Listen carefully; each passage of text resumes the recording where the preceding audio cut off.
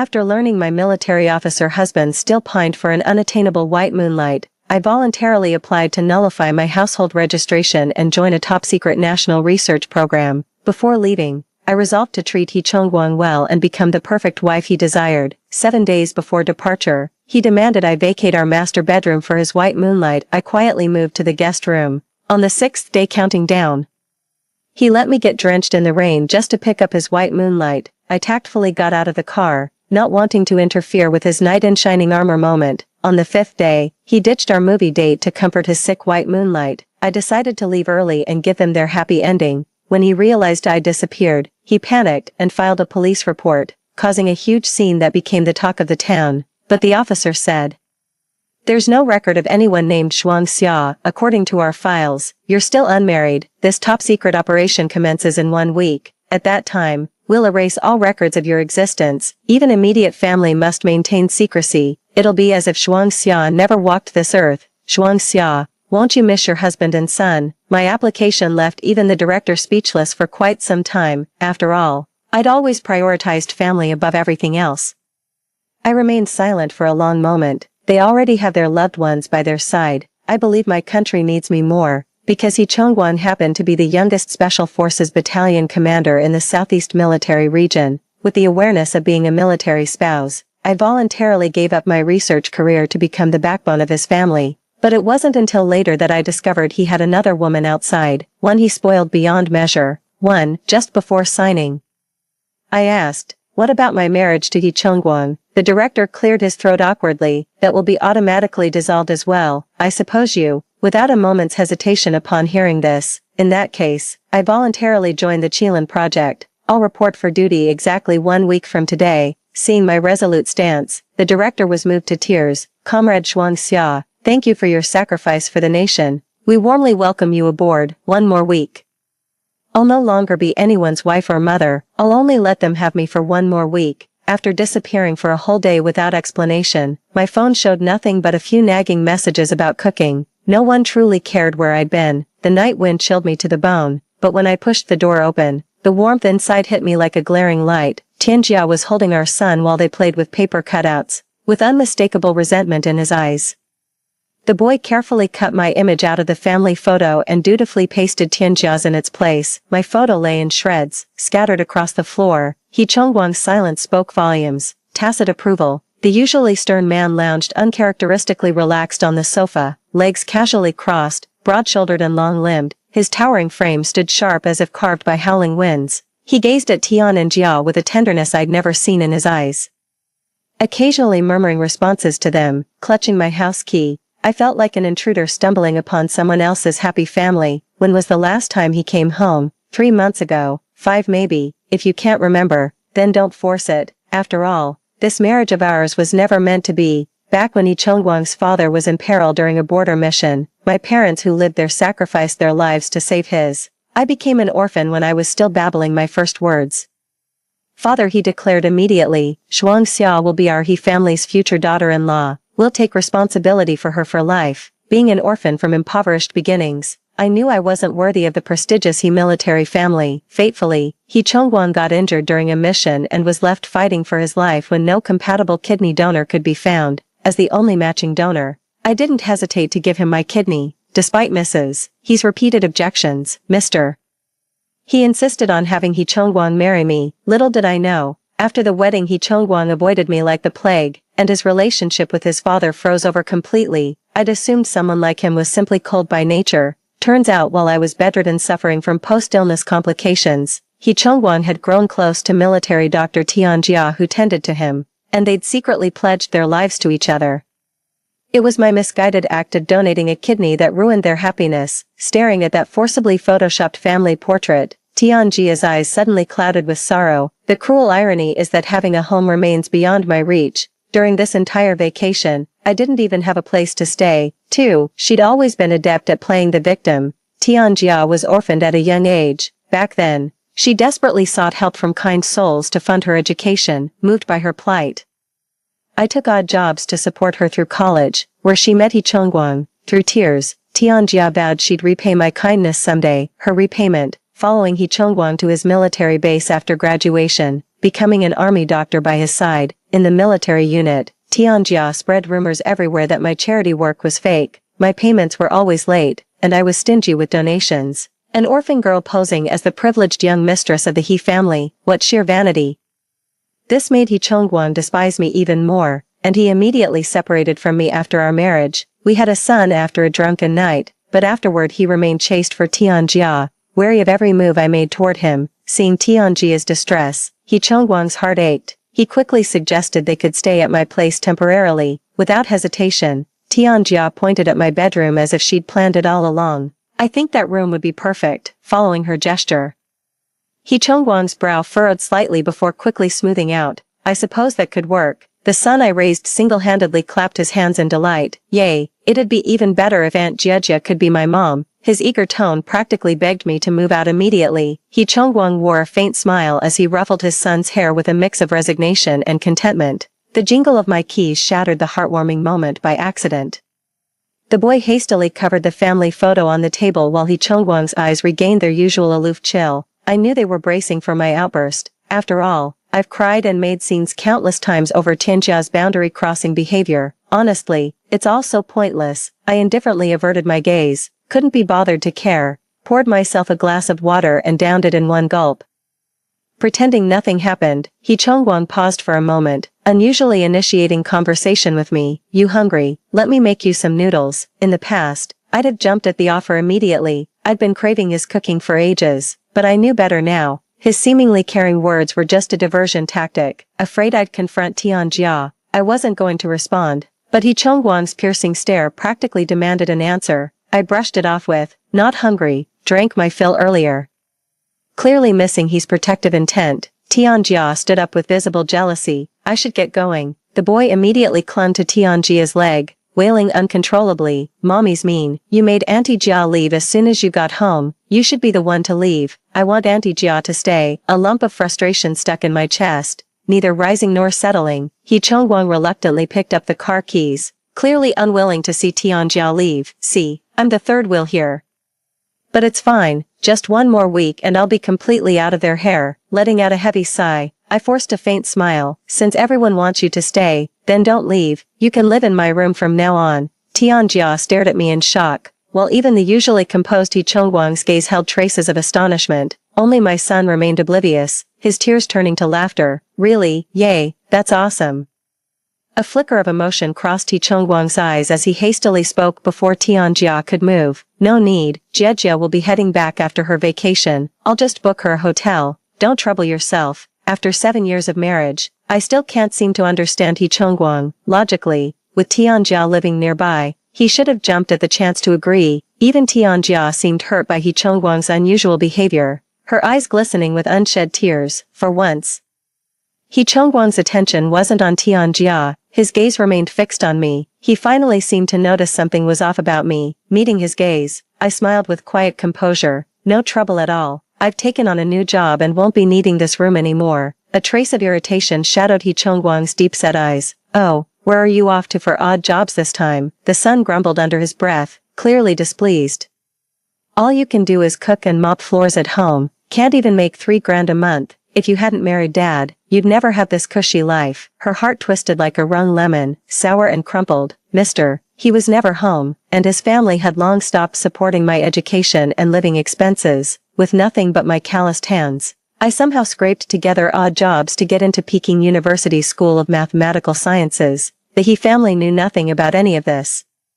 After 7 years of marriage, He Chongguang remained so distant he didn't even know what I did for work. For all 10 months of pregnancy, even during labor, I went to the hospital alone, clutching my belly. I nearly died from difficult childbirth, yet still had to muster the strength to sign my own critical condition form. I gave up a lucrative position and settled for an undemanding job in the team, just to raise my son properly. Yet my own son now sneers at me, calling me a parasite. In the past, I would have poured out my grievances, fishing for those pitiful scraps of attention, but now, I simply replied calmly, no, I'm planning to join. 3. Before I could finish, Tianjia suddenly grimaced in pain, clutching her stomach. I don't know what's wrong. My stomach just started hurting all of a sudden. He Chongguang instantly averted his gaze from me, kneeling on one knee to examine Tianjia's abdomen with urgent concern. Does it hurt here? or here, my son, who usually expects me to wait on him during meals, swiftly fetched a cup of warm water and handed it to Tianjia. Aunt Jia, would some warm water make you feel better? The scene of being surrounded by my family's care is a dream I'll never reach in this lifetime.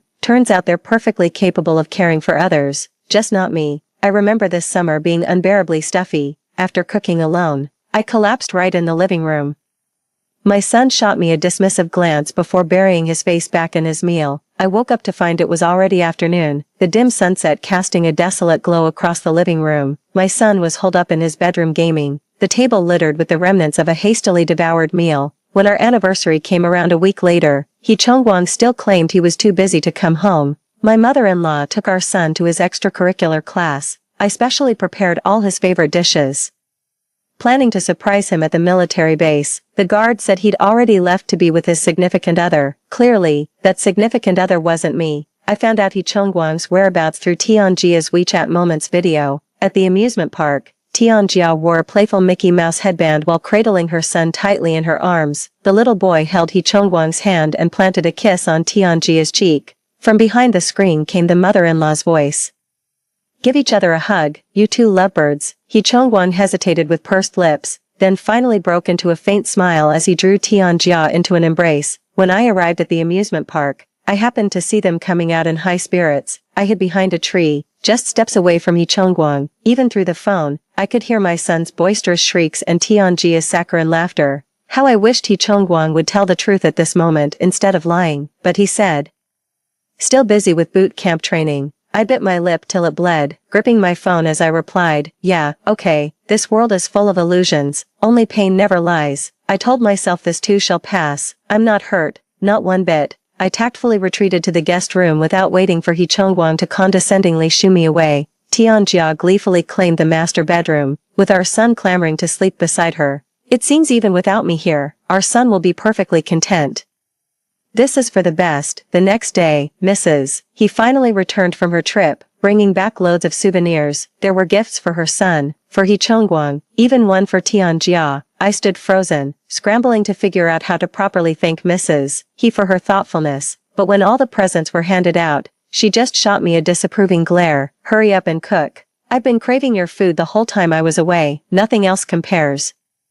The tone was unmistakably that of bossing around a servant, which, in effect, it was. Yet Tianjia, an outsider, embraced mother he like a daughter-in-law, even planting a kiss on her cheek. You're the best, auntie. Mother he patted Tianjia's hand affectionately, her eyes brimming with approval. You'll have to look after my boy in the army from now on. When flustered, people really do tend to glance around aimlessly. Turning her head, she unexpectedly met Chongguang's gaze. There was something unreadable in his eyes. He glanced at my empty hands and slowly walked toward me with the gift, planning to take pity on me. Just as the hand reached me, Tianjia lunged forward and snatched the present from Chongguang's grasp, her eyes sparkling. Wow, I love this too. Can you give it to me? Chongguang froze for a split second, then glanced at me. Under Tianjia's expectant gaze, he finally nodded. Yeah, all right.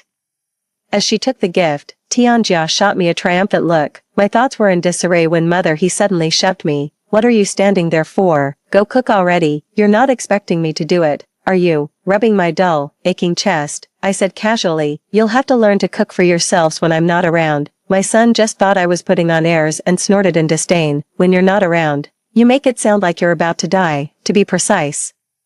It's practically death, but seeing how happy they are as a family, it's like my presence makes no difference at all. Consider this my final meal for them. I deftly tied on the apron and turned toward the kitchen. Tianjia followed closely behind, radiating an almost exaggerated eagerness to please. Let me help you, sis. Mother he pulled her aside with a scolding look. You're an army doctor, a servant of the state. You weren't born to wait on others your whole life. She even rolled her eyes at me, making it clear she thought I was no match for Tianjia. Having her help would just make all three of us miserable. Why would I invite that kind of trouble? The stir-fried pork with peppers sizzled in the wok, its rising steam suddenly making my vision swim. The weightless sensation left me disoriented, and I crumpled to the floor. Before I knew it, Chongguang was standing right behind me, pulling me into a tight embrace. Whether it was my imagination or not, I saw his brows furrowed deeply, his eyes swirling with concern and panic. Are you okay? Need any help? His firm muscles pressed against me, radiating scorching heat. leaning on his arm for support. I barely managed to stand straight before hastily pulling away from his embrace. Mrs. He darted into the kitchen like she was guarding against thieves,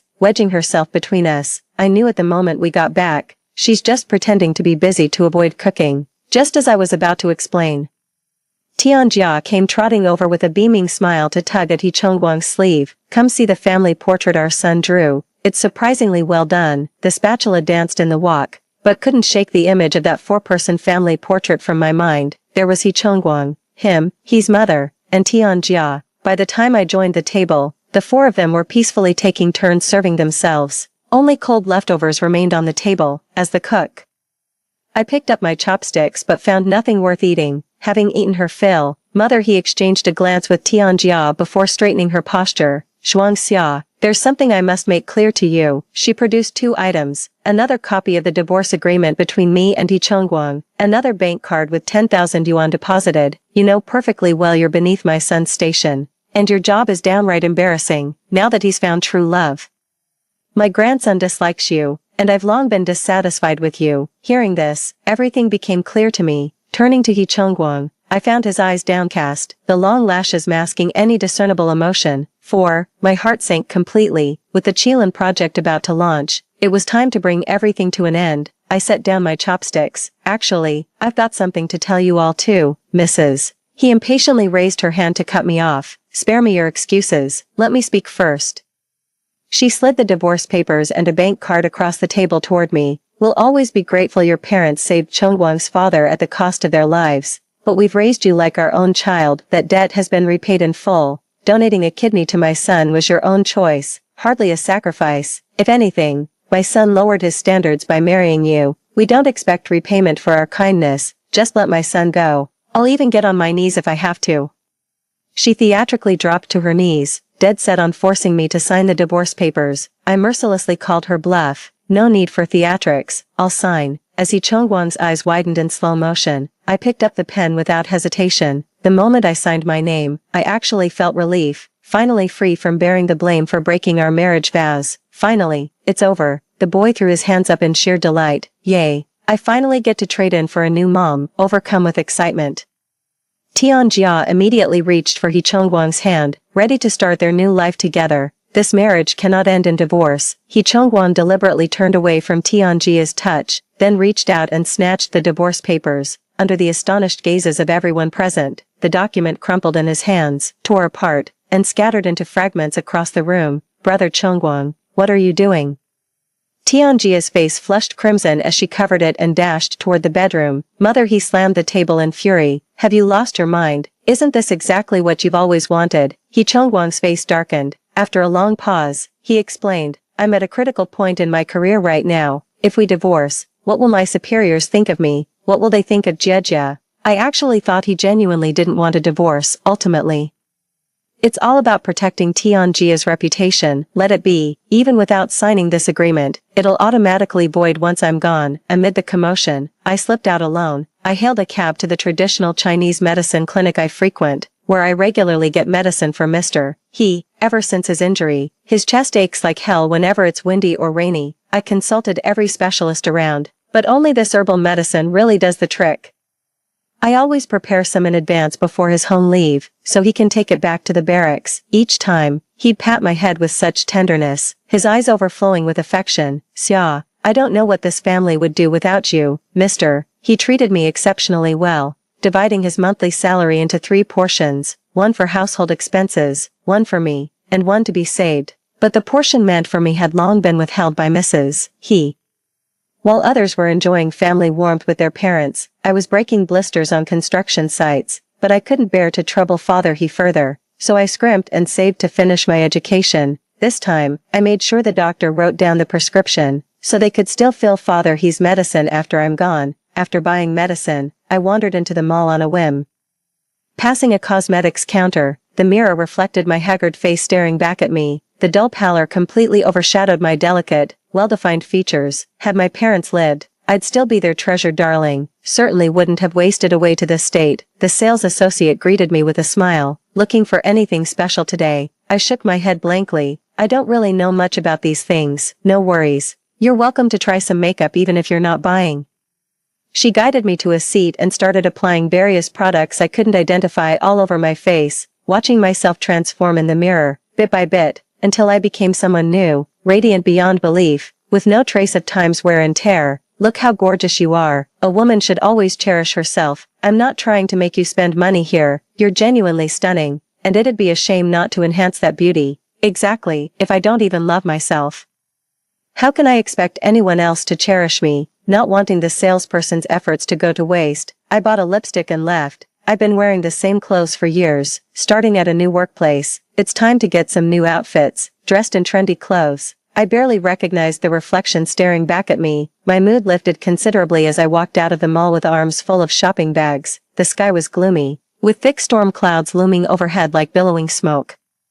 The crowd bustled about, some laughing cheerfully, others rushing hurriedly. He Chongguang stood out like a beacon, instantly capturing my attention amidst the bustling crowd. Dressed in a black trench coat, he leaned stiffly against the car door with a cigarette between his fingers. His mere presence there effortlessly drew the gazes of passers-by. When he first saw me, it took him a long moment to recognize me. The previously aloof man hastily stubbed out his cigarette and paused.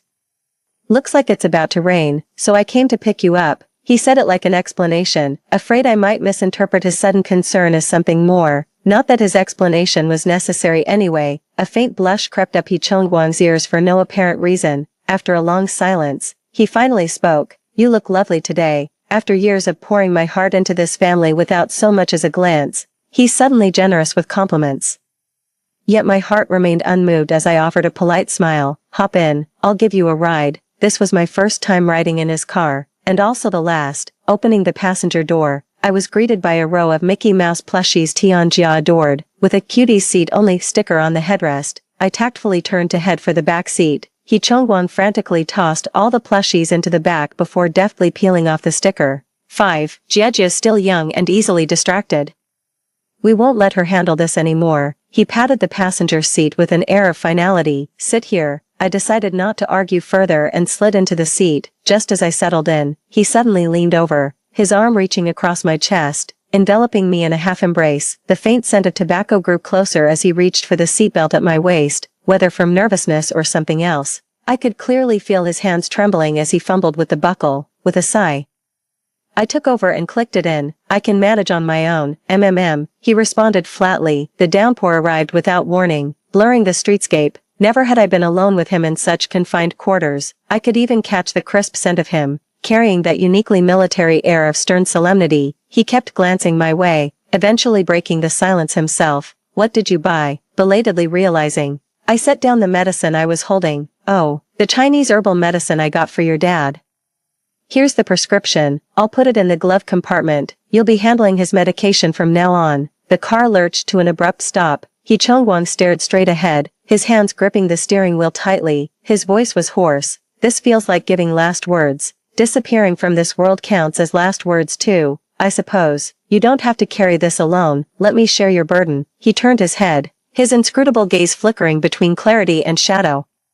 "Share my burden. The rain must be too loud. I must have misheard. /Shuang Xia, // I responded flatly. /let's talk, but I had nothing left to say. I didn't respond, just leaned my head against the car window and closed my eyes. The clamor of rain only magnified our silence. He Chongguang's ringtone jolted me awake. Even through the screen, I could hear Tianjia's grating voice. "It's pouring rain and I'm stuck here. What should I do, Chongguang? I'll catch a cold at this rate." Out of the corner of my eye, I noticed He Chongguang checking if I was awake. "I can't make it right now. Just grab a cab." "No way, there aren't any cabs available right now." "Fine, I'll just get soaked then." After hanging up, He Chongguang was so distracted that he accidentally ran a red light. I'd rather not die in his car before serving my country, so I broke the silence first. "It's fine, just drop me off here. Go pick her up. It's not far anyway. I can walk the rest of the way." "What a downpour," He Chongguang muttered with a conflicted expression before finally making up his mind. "Tell you what, there's a bus stop ahead. Wait for me there. I'll come pick you up shortly." The car door had barely shut when the vehicle accelerated into the curtain of rain. Without looking back, I dashed to a nearby convenience store for an umbrella and walked home alone. See, I can actually take good care of myself alone. After returning, I started packing my luggage. Looks like I don't even need a week. I could leave right now. yet as I walked around the house, their traces were everywhere. It feels like nothing truly belongs to me. Finally dug out our marriage certificate from beneath layers of plastic bags at the bottom of the cabinet, mine and Hee Chong-gwang's. Shows how dearly I treasured it back then. In the photo, I'm grinning like a fool while Hee Chong-gwang wears a sour expression. The only memory left is this bitter one. Our family photo with me, and it was torn apart by my son. I lit the lighter and watched as the marriage certificate photo of me and Hee Chong-gwang slowly turned to ashes in the flames. From then on, even when they thought of me, they couldn't find a single trace I'd left behind. It's nice when we're both at ease. Soon, noises from the living room reached my ears, mingled with Tianjia's coquettish voice. "Chong-gwang, you're so sweet. You always come to me the moment I need you." I'd long grown accustomed to their public displays of affection, but this time Hee Chong-gwang said, "You're our guest, it's only proper." The living room fell silent. Moments later, Hee Chong-gwang knocked on my door. I ignored him, pulling the blanket tighter. Annoyed he'd disturbed my sweet dream, the next morning, I found a text from Hee Chong-gwang on my phone, sent at 3 a.m. "I was wrong yesterday. I bought 2 movie tickets. Let's go together." After all these years of marriage, those little romantic gestures he often shared with Tianjia never once came my way. This was the first time he'd ever asked me out to a movie. I figured since I'm leaving, I should at least say goodbye to him. When the movie ends, it'll be time for us to go our separate ways.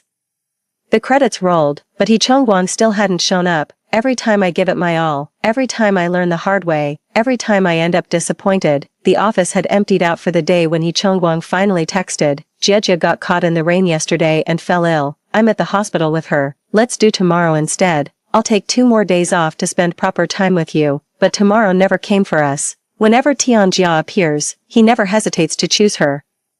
Even though this time he was the one who asked me out, I saw this coming, so I'd already arranged for the director to pick me up. 6. The house was empty when I got home. Everyone had rushed to the hospital to be with Tianjia. No one got to say that final goodbye. I took nothing with me, just changed into my new clothes and made myself presentable. The car pulled up slowly, the director greeting me with a face full of sorrow. As if unable to bear it, he finally spoke to me. "Shuangxia, I'm giving you one final chance. Are you absolutely certain about severing ties with your family to devote yourself entirely to scientific research?" I made this choice in my past life already. Back then, I chose family without regrets and became a full-time homemaker. As years wore on, Hee Chong-gwang grew increasingly resentful toward me. When life's burdens crushed my health, he forced me into divorce while my own son saw me as worthless.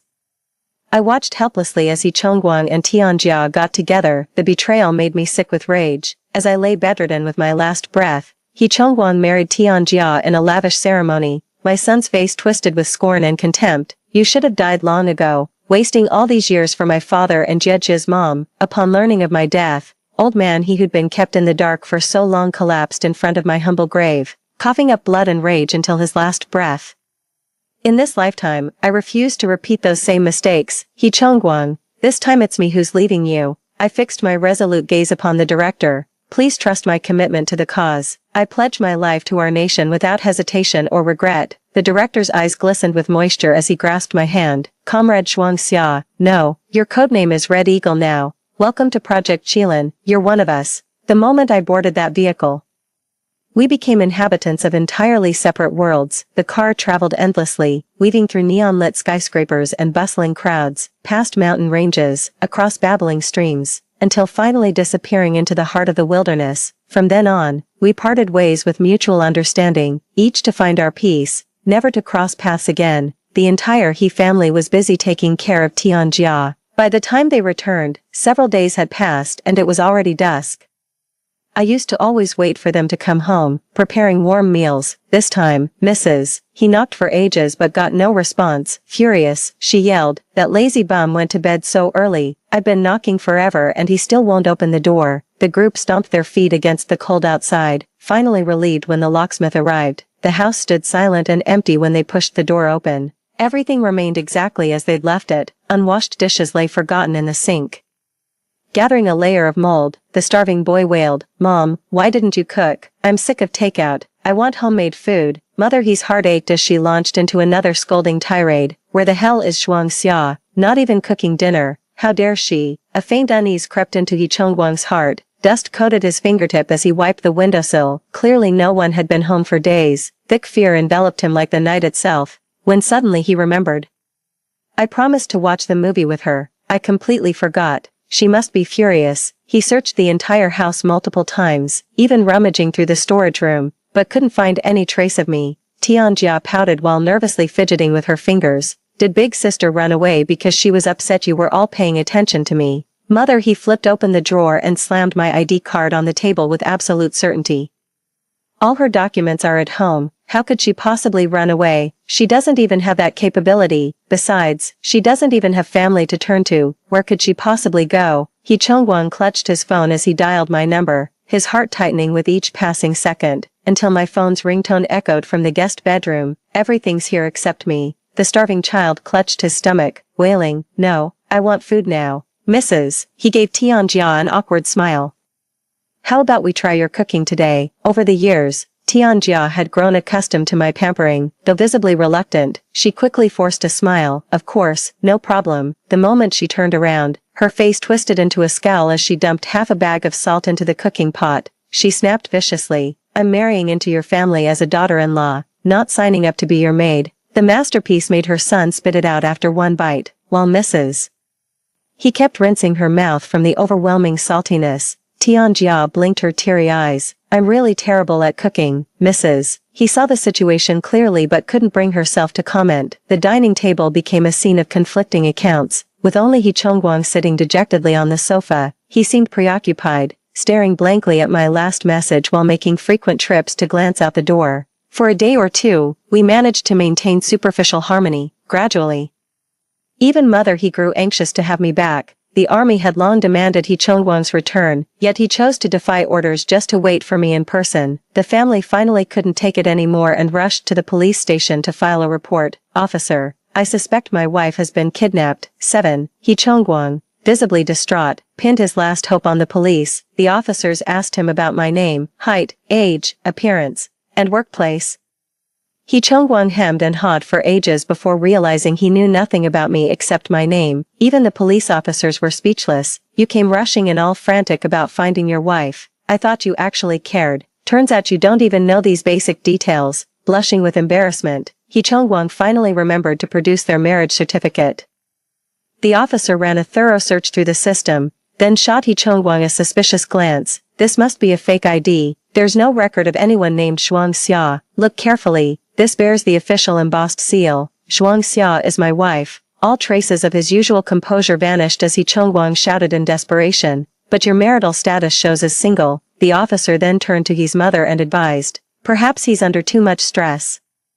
I'd recommend taking him to see a psychiatrist." With those words, everyone fell silent. It's impossible that everyone collectively hallucinated and imagined Shuang Xia into existence. He Chongguang stood frozen, his usually upright posture suddenly slackening. His son stood before him in the flesh, yet this marriage now felt like nothing more than a fleeting dream, as if Shuang Xia had never truly existed at all. After a moment's contemplation, Mother He's eyes suddenly lit up. Perfect timing.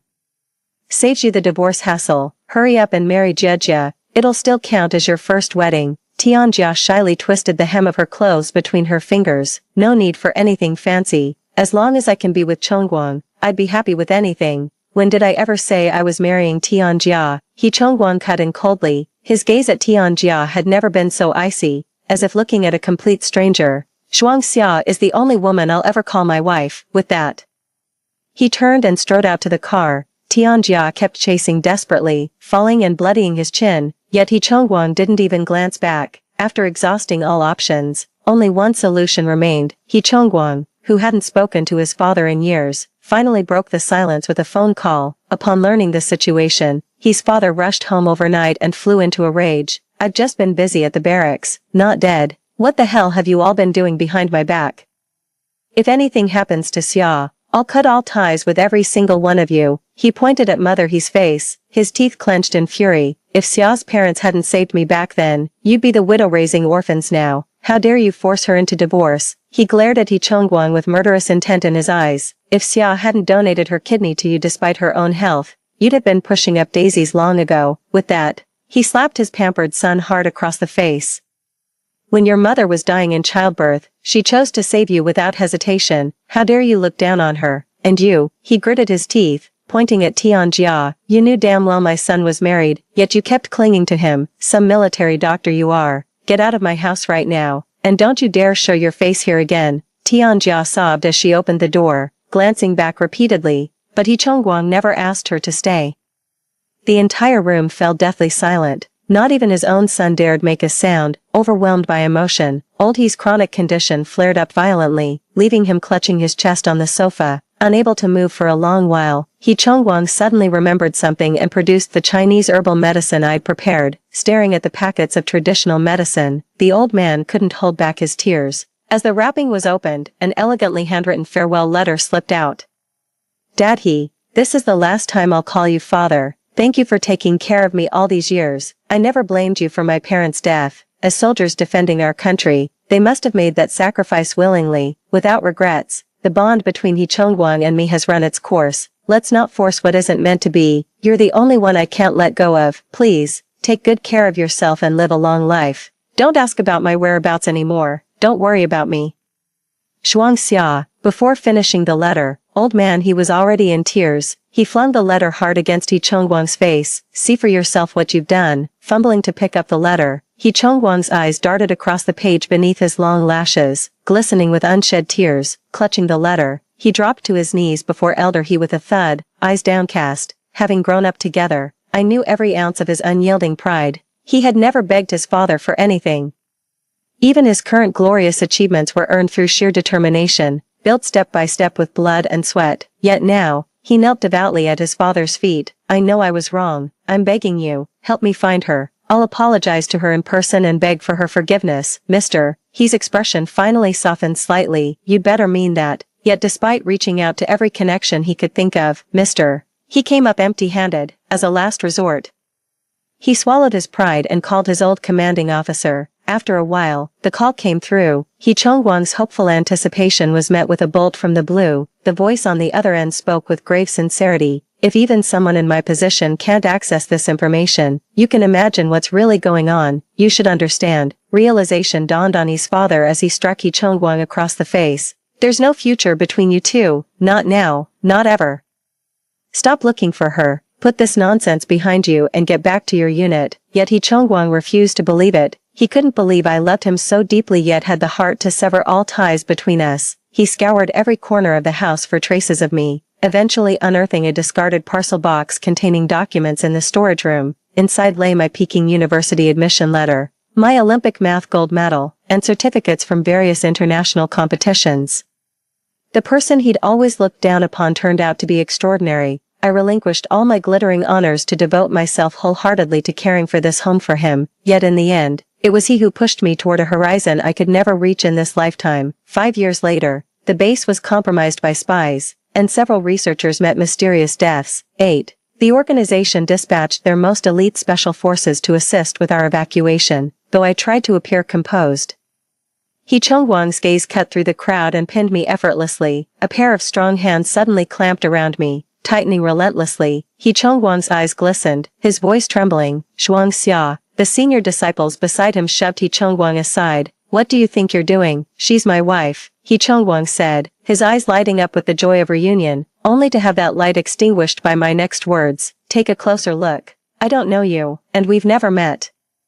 5 years of experience have long since rid me of my former timidity. Instead, the sharp glint of competence in my eyes couldn't be faked. It took him a long moment before he lowered his gaze despondently, as if all vitality had been drained from him. Sorry, I mistook you for someone else. It's just, I miss my wife so much. As he left, his eyes lingered on me again and again with reluctance. In my past life, I watched him walk away. In this lifetime, he watched me leave, helplessly witnessing my figure fade from his sight once more, powerless, anguished, yet resigned to fate. Rumor has it He Chongguang volunteered for an extremely dangerous mission upon returning. On the battlefield, he channeled all his remorse into a relentless fury against the enemy. Like an unstoppable god of war, he achieved one miraculous victory after another. Even in his dying breath, my name was the only word whispered from his lips. He left no words for the He family, yet for me alone, a final letter remained. My wife, Shuangxia, are you doing well out there? I miss you terribly. 5 years have passed.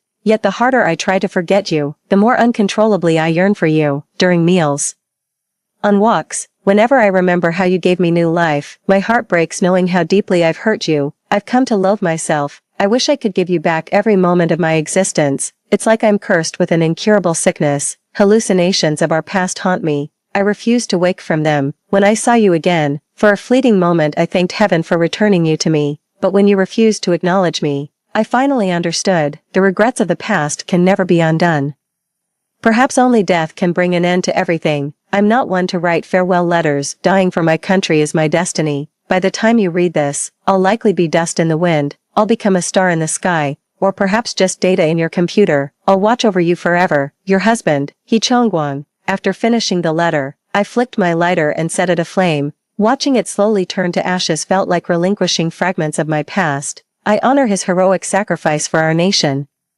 But as my former husband, I will never forgive him. I later learned that He Chongguang had cut off all contact with Tian Jia after I left. Tian Jia tried to use their son to cling to him, but He Chongguang was ruthless enough to abandon even his own child. For 5 straight years, he never once left the military base. Tian Jia was later dishonorably discharged from the military for committing a serious offense. With this black mark on her record, no employer would hire her anywhere. Left with no options, she returned to her hometown hoping to marry into money, only to end up with an abusive drunk. Tian Jia was beaten black and blue every day. The son has matured considerably, often speaking of his mother with nothing but guilt and remorse in his words. Old Mrs. He collapsed from grief at Chongguang's funeral and was later diagnosed with hemiplegia at the hospital. But none of this has anything to do with me anymore. I buried myself in calculations. Retreating into my own world of data, henceforth, I pledge my heart to China, and dedicate my years to her mountains and rivers. Story 2, He Linchuan and I were betrothed in our youth. We confessed our feelings early on. After marriage, tensions arose because of his mentor's daughter Gu Xiaoyun. During our worst fights, I called him a disgusting creep who'd eventually coax our mentor's daughter into his bed. He glared at me with bloodshot eyes, seething with hatred.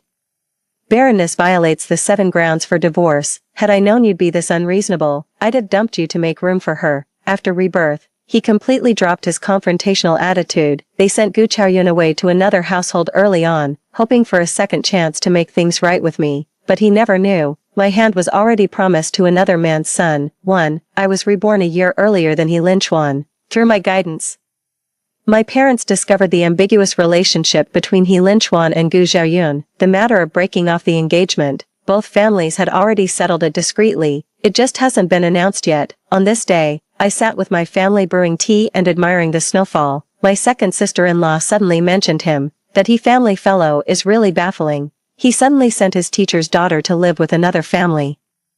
And now he wants his parents to formally adopt her as their goddaughter. She even shot me a sideways glance as she said it. Second brother rubbed his nose awkwardly. Both families already called off the engagement. Why bring him up now? I was the one who investigated his whole mess with that girl in the first place. Mother sat nearby peeling roasted tangerines. After taking one segment, she distributed the rest.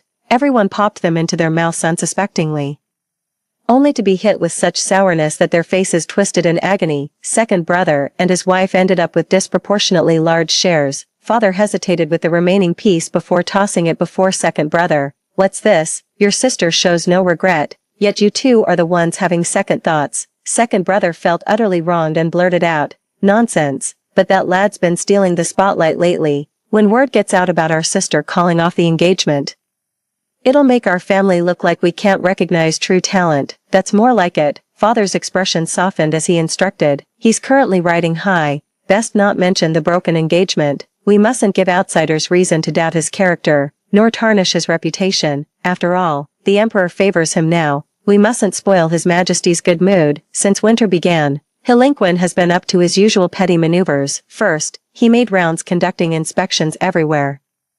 Upon returning, he submitted a memorial to the throne, claiming the people's dwellings were dilapidated and ill-prepared for disasters. With most villagers idle during winter, he proposed seizing the opportunity to repair houses before next year's rainy season caused collapses. His Majesty readily agreed, but getting funds from the Ministry of Revenue was like squeezing blood from a stone. After endless haggling, He Linchuan barely secured a pittance.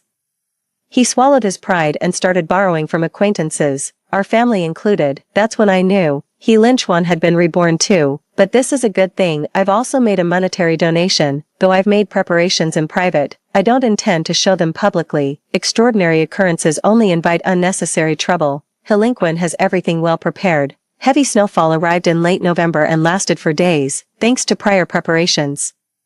Many commoners were spared from disaster, and all the charcoal I stockpiled was sold out. This discouraged those who had considered price gouging. After the blizzard ended, numerous townspeople came to express gratitude to the government officers. After this incident, Helinquin became the talk of the town. Even the emperor took notice of him. Whispers spread that he was blessed with good fortune.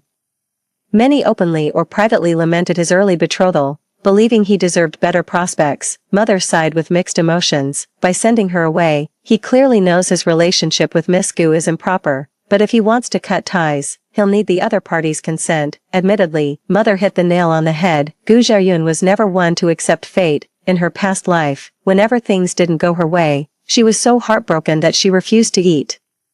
Or perhaps resign from He Lin-chuan and return alone to her hometown, always managing to make others the villain. Brimming with grievances, she kept everything to herself, unless He Lin-chuan sweet-talked her into it. One was sulking while the other coaxed, acting all lovey-dovey yet insisting they were purely innocent, as if nothing improper had happened. I actually thought He Lin-chuan would come cancel our engagement after his rebirth, rushing to marry Gu Xiaoyun. Why did they send him away?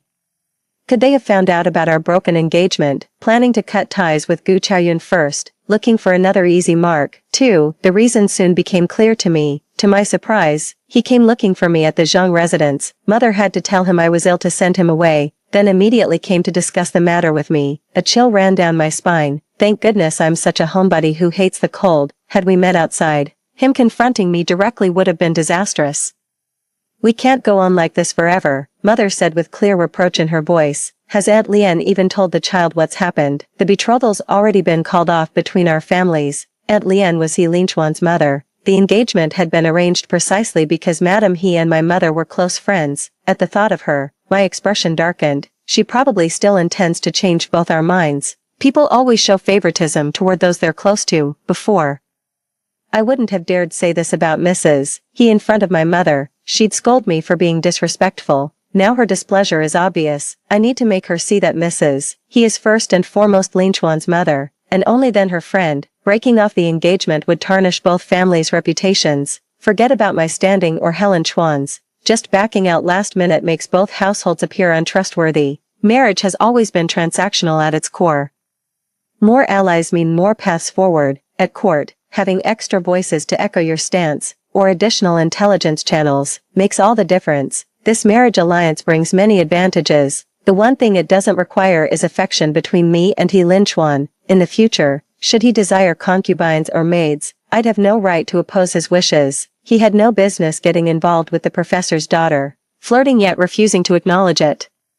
Gu Xiaoyun's status simply wasn't that of a concubine. Then what exactly was he after? Making her a co-wife perhaps, when some random person suddenly appeared to claim a share of what's rightfully mine. My parents couldn't just sit back and do nothing. After all, we're talking about noble titles and family fortunes here. Only the legitimate heirs get the lion's share. Watching Mother's expression carefully, I continued. Next time someone asks, you could say our childhood betrothal was arranged too early, that we were too young to understand. Tell them I've always seen He Lin-chuan as an elder brother, making it impossible to cross that line. At first glance, this sounds like a raw deal. Makes me seem odd and capricious. Mother paused thoughtfully, then suddenly laughed. You're setting them up for failure. 3. As his fiancé, I see He Lin-chuan more like a blood brother. Gu Xiaoyun, who was staying at He Lin-chuan's place, ended up getting involved with him. I said meaningfully. She wants to marry him. This affair will inevitably come to light. When the time comes, I'll have my mother pull the strings she planted. Someone will surely bring it up. A flicker of anger crossed Mother's face. I know exactly what you're implying. No one understands their own children better than a mother. She refuses to admit her son's faults and expects us to tolerate this humiliation, sharing him like some common trophy. How could I possibly swallow such an insult? He Lin-chuan and Gu Xiaoyun grew close. Mother he had known all along. But what mother would complain about her son being popular? It's not her son who's suffering the consequences anyway. As I was figuring out how to give Gu Xiaoyun a nudge, Mother moved closer and gave my shoulder a comforting squeeze. This is all my fault for not choosing better back then, making you go through this mess. I leaned against her shoulder and said, "Even a dog has its own mind, let alone a human. It's a blessing to discover these things before marriage." I thought this would comfort her. Instead of being reassured, she looked at me with concern. "Tell me truthfully, did you already suspect his secret dealings with Gu Chaoyun? Were you afraid to speak up because you thought our family wouldn't annul the engagement?" Her gentle eyes brimmed with tender concern for me. My heart quivered. "They'd noticed my changes all along." "Nonsense," I said. "He never once mentioned Gu Chaoyun in all our years of acquaintance. I only knew his family had such a person, precisely because it was never mentioned. We'd all unconsciously overlooked her. Even my family holds He Linchuan in the highest regard. Everyone admires his noble act of taking in his teacher's daughter, never doubting his propriety." Mother gently nuzzled my head. "It's just, you've grown so mature lately." Her voice softened, "As if you've weathered countless storms.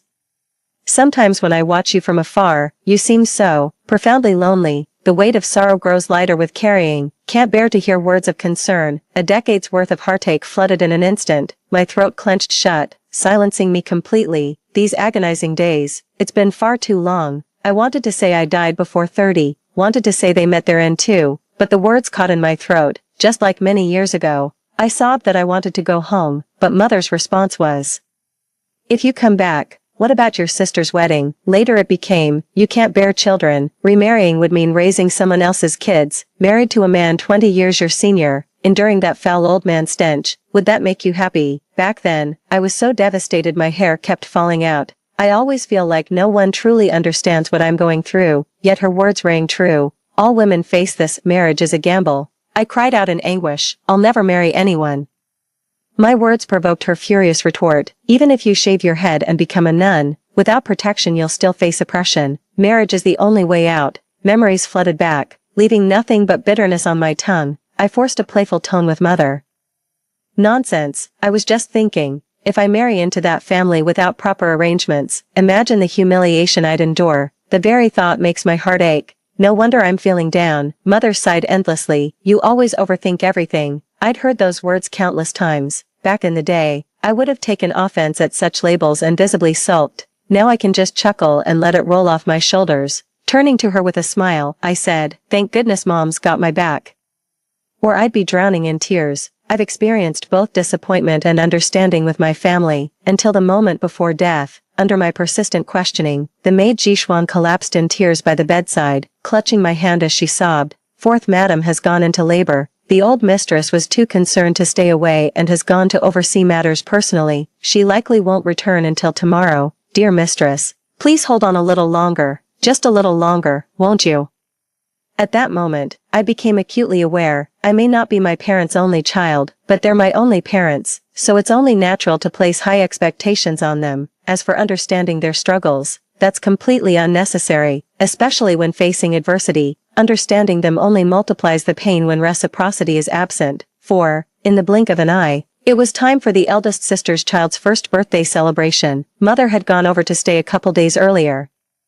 I went over with my elder brothers and their wives that same day. The two families were related by marriage. We younger ones were all quite familiar with each other. Upon arrival, I dismissed the maids and wandered alone to the back quarters. Chen Wenchu's face lit up when she saw me, calling her sister Chen Wenjing over. "You've been going on about Minju every day, and here she is. You two don't need to stick around here. Go have fun." Wenjing had been fidgeting impatiently, grabbing my arm. She urged, "Come on, let's get out of here before my second sister starts assigning chores again." I hurried after her in a rush. From behind us came Wenchu's hushed shout, "Slow down, you two." As we walked further away, Chen Wenjing slowed her pace, hooked her arm through mine, and whispered close to my ear, "Is it true you called off the engagement with the He family?" I nodded firmly. "You think I'd joke about something like this?" Chen Wenjing frowned.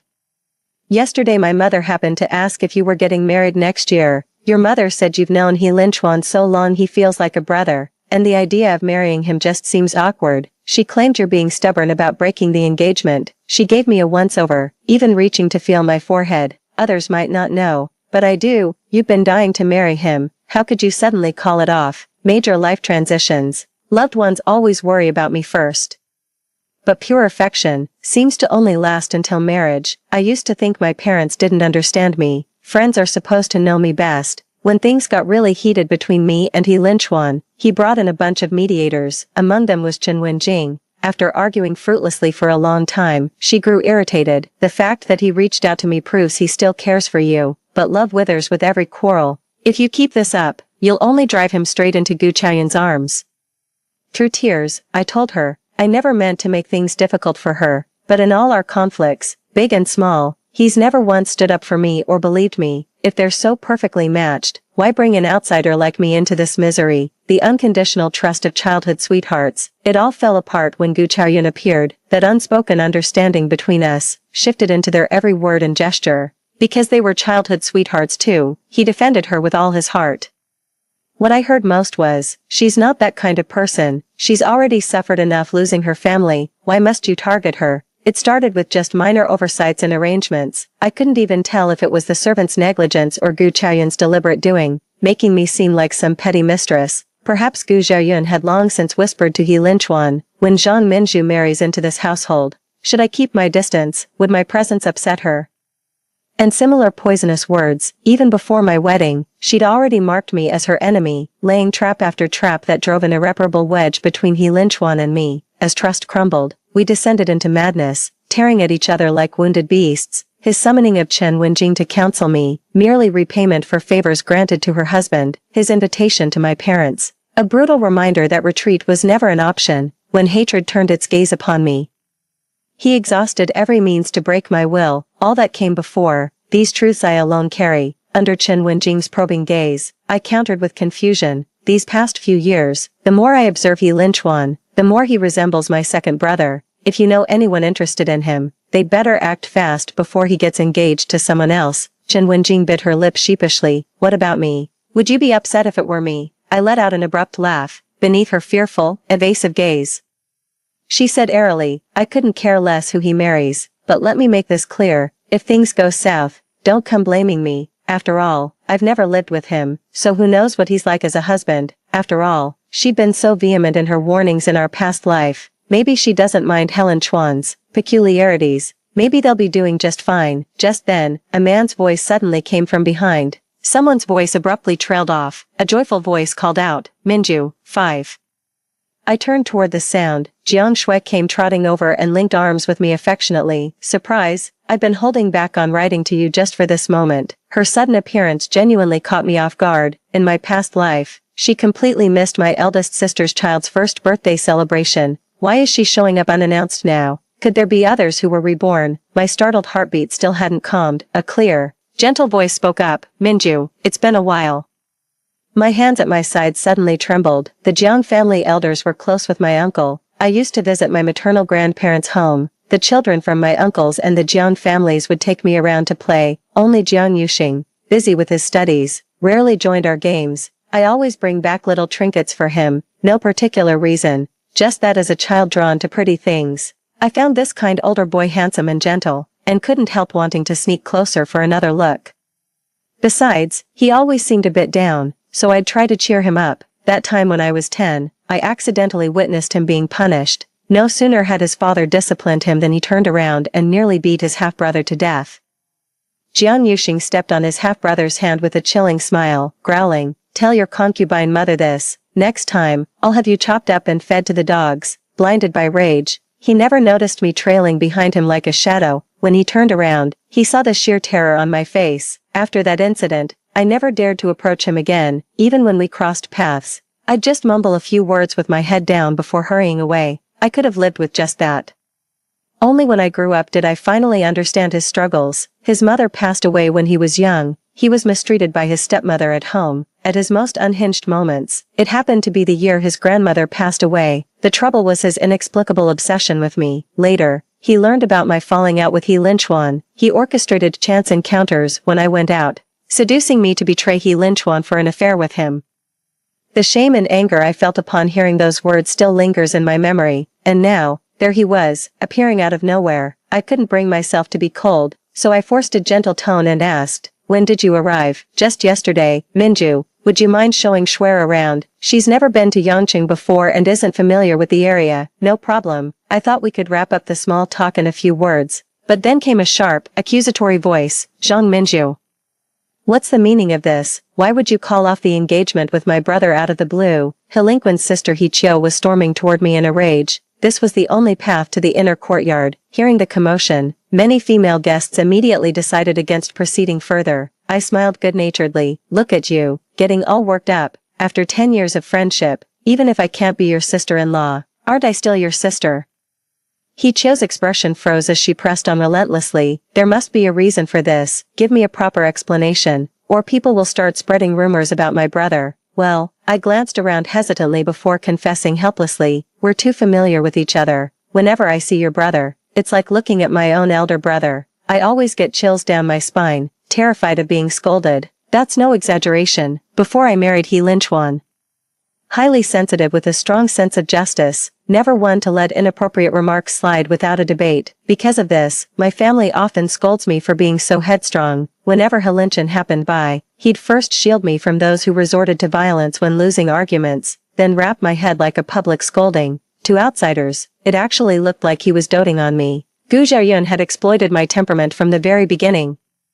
She sowed endless discord between He Linchuan and me. Now, his past protectiveness has ironically become the very issue I'm complaining about. It's also proof of how he publicly disciplined me. Chiyo was incredulous. You're breaking off the engagement with my brother over this. He Linchuan appeared unnoticed. What broken engagement? 6. My shoulders relaxed the moment I saw him arrive. Brother you must remember. Our betrothal was dissolved 6 months ago. Aunt insisted we delay the announcement to protect my reputation. When our eyes met, he froze in place. Everything became clear. It seems he finally realized. I returned earlier than he did. He responded with unconcealed regret, explaining, Mother thought you were too young, worried you might just be going through a phase, so she didn't make this matter public, and so the matter was quietly dropped. As long as he wants to avoid damaging his reputation, he'd never drag this out with me. Besides, he should know I won't look back. In our past life, we ended things too bitterly. His making amends depends entirely on my ignorance, otherwise he wouldn't be so eager to see me, to see if I'm still the Jiang Minju who trusted him wholeheartedly. As our group dispersed, the onlookers gradually drifted away. He Linchuan is currently in favor. When people learn I insisted on breaking off our engagement 6 months ago, they'll just laugh at my poor judgment. This works out fine. Though I ended the betrothal, it didn't tarnish his reputation. As long as it doesn't tarnish his current reputation, His Majesty wouldn't hesitate to employ him. Besides, it was Chiyo who kicked up the fuss first. The guilt-ridden He family wouldn't dare slander me further. On the contrary, they'd lament to others about the failed marriage arrangement. After all, Gu Xiaoyun was the reason I broke off the engagement with He Linchuan. Pushing this matter would only end in mutual destruction. The scandal stirred up quite a fuss, so I kept a low profile to avoid prying questions. I simply went to my little nephew's room to play with him instead. My elder sister looked at me with concern. I've heard about the commotion outside. Are you all right? While keeping my little nephew in stitches, I casually replied, no big deal. I saw this coming. She didn't know this was all part of my plan, the lengths I went to prepare. This is the best possible outcome given the circumstances. Seeing how uneasy elder sister looked, I said, they'll just gossip for a while. There are always new scandals. Our little drama is nothing special. Elder sister fretted. God knows what your brother-in-law was thinking. Actually considering marrying Wenjing into the He family. At this, I paused mid-motion and casually handed my little nephew to the wet nurse nearby. Sister, don't come probing me. If they want to marry their daughter into the He family, let them investigate the He's themselves. The concerns I have may not matter to them at all. Leaning back on the nearby chaise lounge, I reminded her, you've finally been blessed with a son after so long. Sister, your priority now is caring for this child. Let others handle these matters. Why trouble yourself with such worries? I didn't wait for my elder sister's rebuttal. I frowned and pressed on. If things go badly later, she won't dare resent her own mother, but she'll certainly blame you. That left my elder sister completely speechless, yet she couldn't help muttering, you really have no tact, do you? I laughed bitterly and stood up abruptly. If I lacked tact, would I be here speaking to you so frankly? I should have just mumbled some empty pleasantries. That remark cuts deep. Sister, don't expect me to overstep again, the elder sister sighed. Can't I even scold you a little? I stormed out the door without another word. A gust of wind hit me as I reached the doorway. My mind suddenly cleared considerably. It was wrong to condescendingly lecture elder sister just because I knew how things would unfold. Her intentions toward Chen Wenjing were genuinely good, that much was true. In their past life, she had been the matchmaker who arranged Chen Wenjing's marriage. The groom was her friend's younger brother, a cautious, methodical man with slow career advancement. which clashed with Chen Wenjing's expectations and led to constant friction between them. Bitter at heart, she never missed a chance to throw shade at our eldest sister during visits home. Whenever eldest sister recounted this at home afterward, she'd be filled with regret. I kicked the doorframe to snap my daydreaming sister out of it, then sulkily demanded, "You're so good at sweet-talking Minhui, why can't you do the same for me?" Eldest sister burst out laughing. All right. I'll pamper you right now." She came over and gave me a hug, saying, "You're right. It's not good to meddle too much in life's big decisions. My little sister really does care about me more." I smiled demurely. "You bet." Yet this kind of civil interaction did nothing to lift my spirits. I know my eldest sister will always side with her husband's family. From her wedding day onward, she became one of the Chens. These family ties will only grow stronger. Just like my mother became the mother of the Zhang children. 7. The first birthday banquet has concluded. Mother began making arrangements for my potential marriage prospects. Minhui frowned in displeasure. At such a sensitive time, how could we possibly find suitable candidates? Who knows if some might just be here for the spectacle? As I browsed through the portraits, I unexpectedly spotted Chen Wenjing's husband from her past life. Perfect timing to filter them out and minimize future interactions. That's exactly right, Mother said bluntly. Trouble reveals people's true colors. Putting down the portrait, I suddenly said, "But I don't quite like this approach." Mother paused before replying, "I'll have someone keep watch. They wouldn't dare misbehave." Minhui glanced between us and tactfully changed her tone. "Third sister, don't worry. Mother would never let anyone bully you." I didn't press the matter further. Mother's decisions always came as pronouncements. After careful consideration, Mother settled on the second son of Marquis Chinan's household. Arrange a meeting. Among all the candidates, his status wasn't the most exalted. If I remember correctly, he ranked exactly second. The one with higher status is the heir of Prince Yu. Mother made inquiries. This second son of the Shin family has a gentle temperament and handles affairs with grace. Given your stubborn nature, having a mild-mannered husband would be ideal. Both families have confirmed their mutual interest. The Shin family first sent Shin Ke to deliver some gifts to my father. After meeting him, father couldn't stop praising. "This young man is remarkably learned yet refreshingly modest." Mother inquired about the health of his elderly family members. To our surprise, he responded with perfect courtesy. I also discussed some health preservation methods with my mother. Just as the matchmaker said, her words carried real substance. 2 days later, the Shin family sent an invitation to test the waters. If everything meets your satisfaction, Mother would take Minhui and me to the banquet. If displeased, she wouldn't bring us along. Not only did Mother take us, she also brought generous gifts. I knew it all too well. Today's meeting serves as the final evaluation. Firstly, the Shin family elders wanted to meet me in person. Secondly, it was arranged for Shin Ke to have a brief conversation with me. Everything went quite smoothly. Old Madam Shin didn't summon Shin Ke directly. Instead, she had Shin Ke's younger sister show me around. As we rounded the corridor, the view opened up before us. But when I saw the stone path across the lake, a story I'd heard in my past life at Peach Blossom Hermitage suddenly flashed through my mind. When I went to Peach Blossom Nunnery to light the eternal lamp, I asked everyone to leave during my prayer. But weakened from a recent drowning, I fainted mid-prayer. Upon waking, Abbess Mingxin told me it was the lampkeeper Huyen who saved me. I wished to thank her in person, but Abbess Mingxin said Huyen receives no visitors. She told me Huyen was a tragic soul. She was once an aristocratic maiden. At marriageable age, she encountered a wolf in sheep's clothing. During their meeting, someone pushed her into a lake.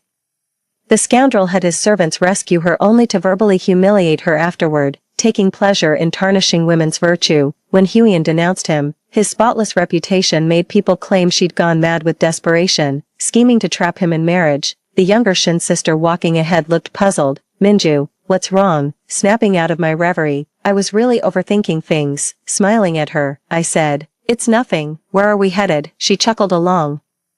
"They're all fishing up ahead. Let me show you." But she remained unaware of it herself. In that split second of shared laughter, she made an almost imperceptible movement. It was the slow blink after staring at me for what felt like ages, and the way her shoulders sank with that held breath finally being released. Every hair on my body stood on end as my instincts kicked in. The moment I became aware, her subtle shifts seemed to unfold in slow motion before my eyes, becoming painfully clear.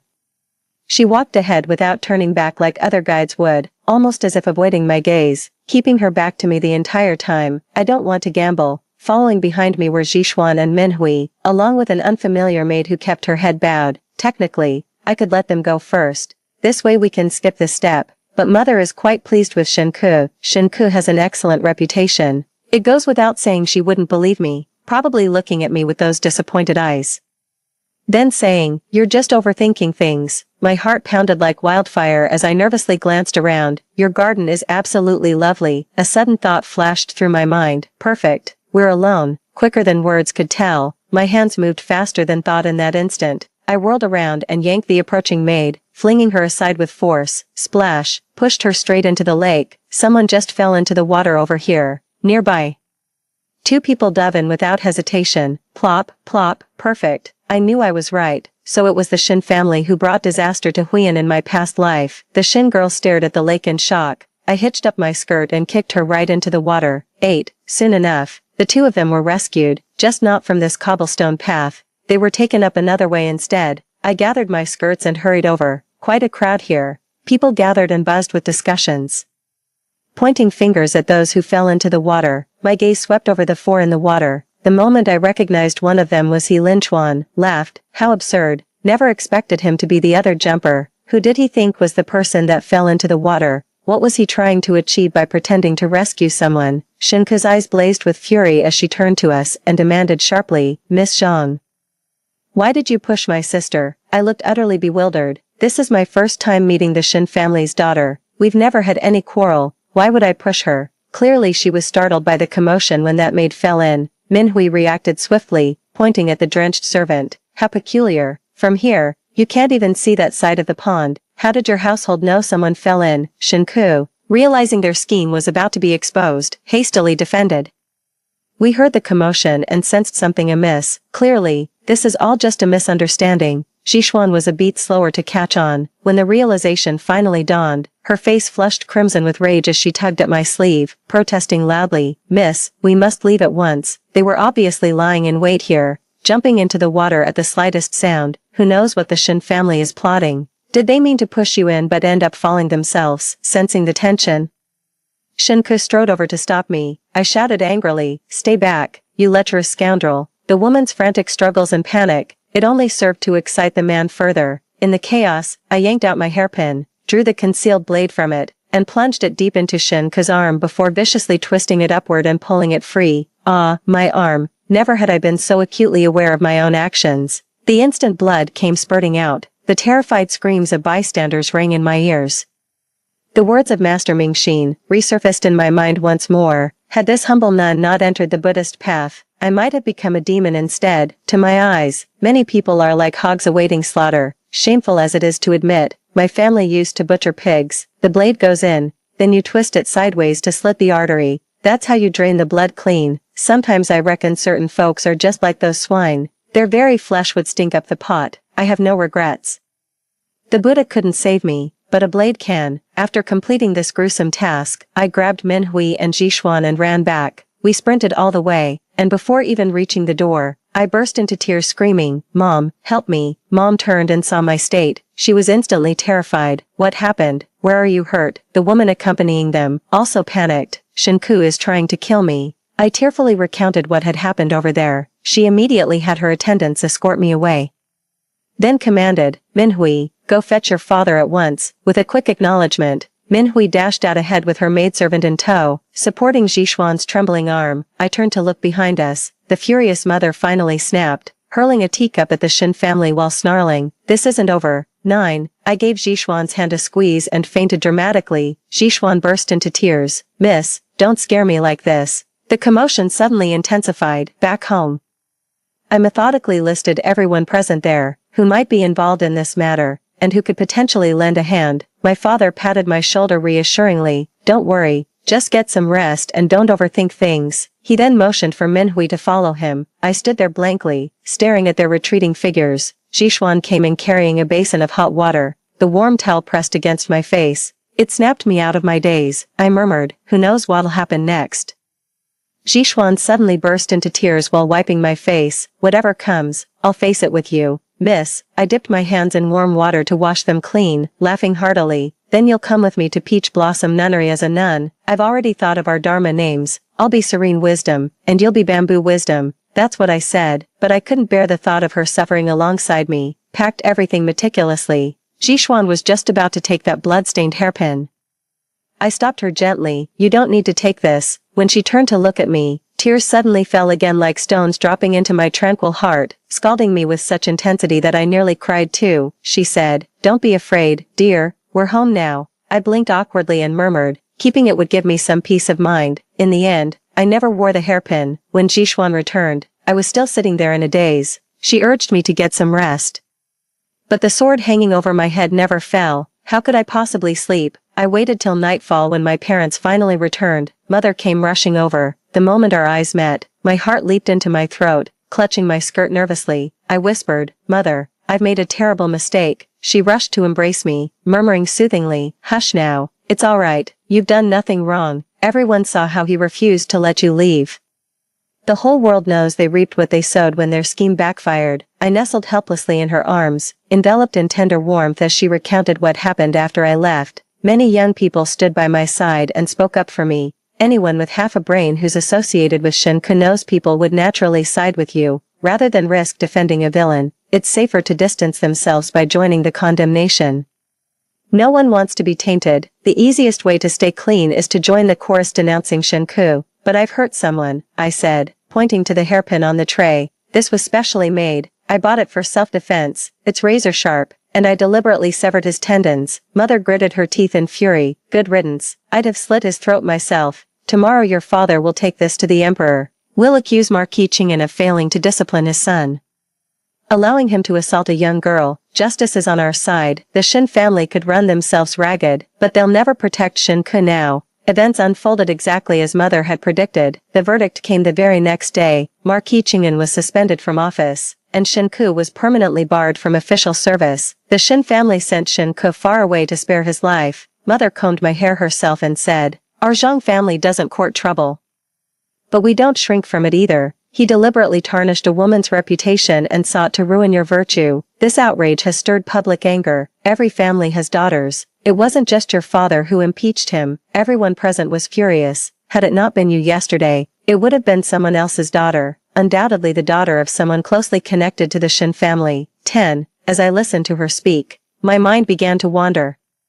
I used to think my family disliked me because of my personality, but now I realize that might not be the case. After my eldest sister married, she repeatedly came back to ask our parents for favors to advance her husband's career. Her parents found her annoying, but never abandoned her. Second brother was considered the family's pillar. In truth, he was temperamental, loud and prone to impulsiveness. Though often scolded by their parents, he still received their guidance. The youngest sister plays the delicate card, always needing others' attention, yet ends up getting the whole family's support. Only me, seemingly knowledgeable, yet only scratching the surface of every issue. It often takes me ages to finally connect the dots. Turns out those past events had far deeper underlying issues buried beneath. I always thought my parents blamed me for quarreling with Gu Chaoyun, to the point of pushing He Linchuan toward Gu Chaoyun. At this moment, it suddenly dawned on me. They're angry that when I first noticed something was wrong, I didn't make a scene immediately. My momentary restraint only emboldened Helen Chuan and Zhao Yungu's interactions, yet I couldn't maintain patience indefinitely, as the entanglement between the two families deepened.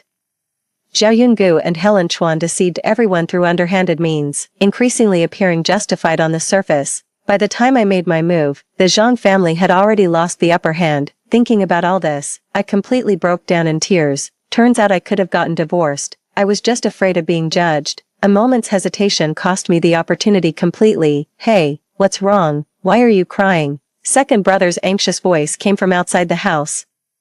His wife gave him a light slap. "Keep it down." Min Hui pushed the door open and came straight in. "Are you alright, sis?" Mother sighed in relief, holding me close. "It's good that you cried. This is my fault." As she spoke, her eyes welled up with tears too. I hugged her tightly. "How could this be your fault? That monster chose to do evil. He fooled everyone with his act. Nobody could have seen this coming. Even without me, there would still be Huiyan, even before the incident.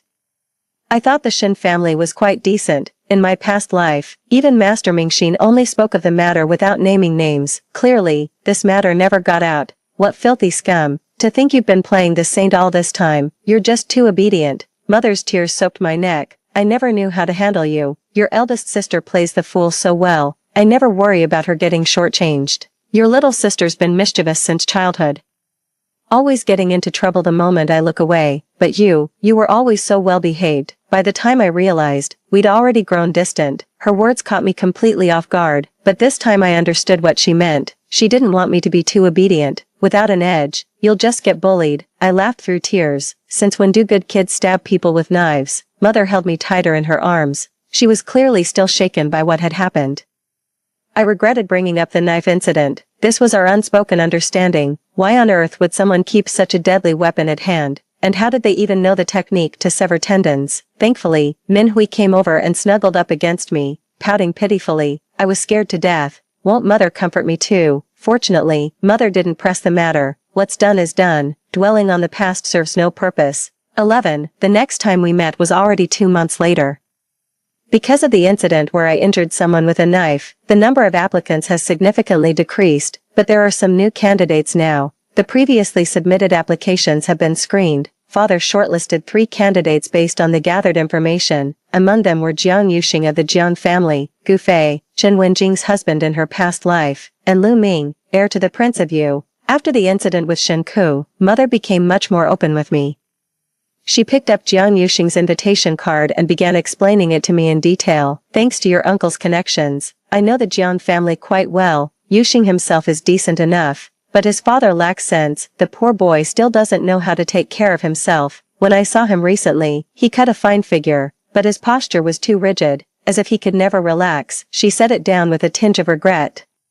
Marriage isn't just about living with one man, it's living with his entire family. If there's someone unreasonable in that household, it'll be a lifetime of troubles. I never once considered him. Let's not even mention those absurd past life incidents. I actually know him quite well. After losing both his mother and grandmother in succession, with his father constantly oppressing him, he's developed an overly sensitive nature.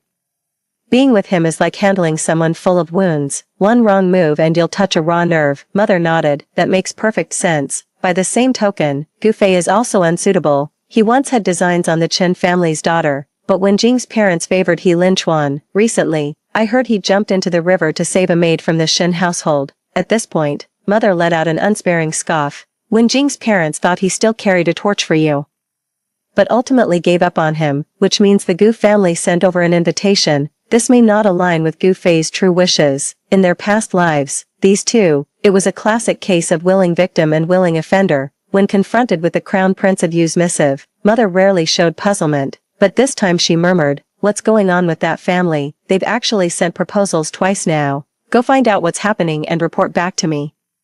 She clearly wanted to get to the bottom of this matter. I nearly laughed out loud hearing this. Since when do imperial descendants need to work so hard for marriage proposals? There are plenty lining up just waiting to be chosen. Something must be wrong here too. With that thought in mind, I finally met Lu Ming. One glance was all it took. I couldn't help but steal several more looks. Noticing my gaze, he suppressed a smile and asked, "Is chess getting a bit dull?" I shook my head. "No.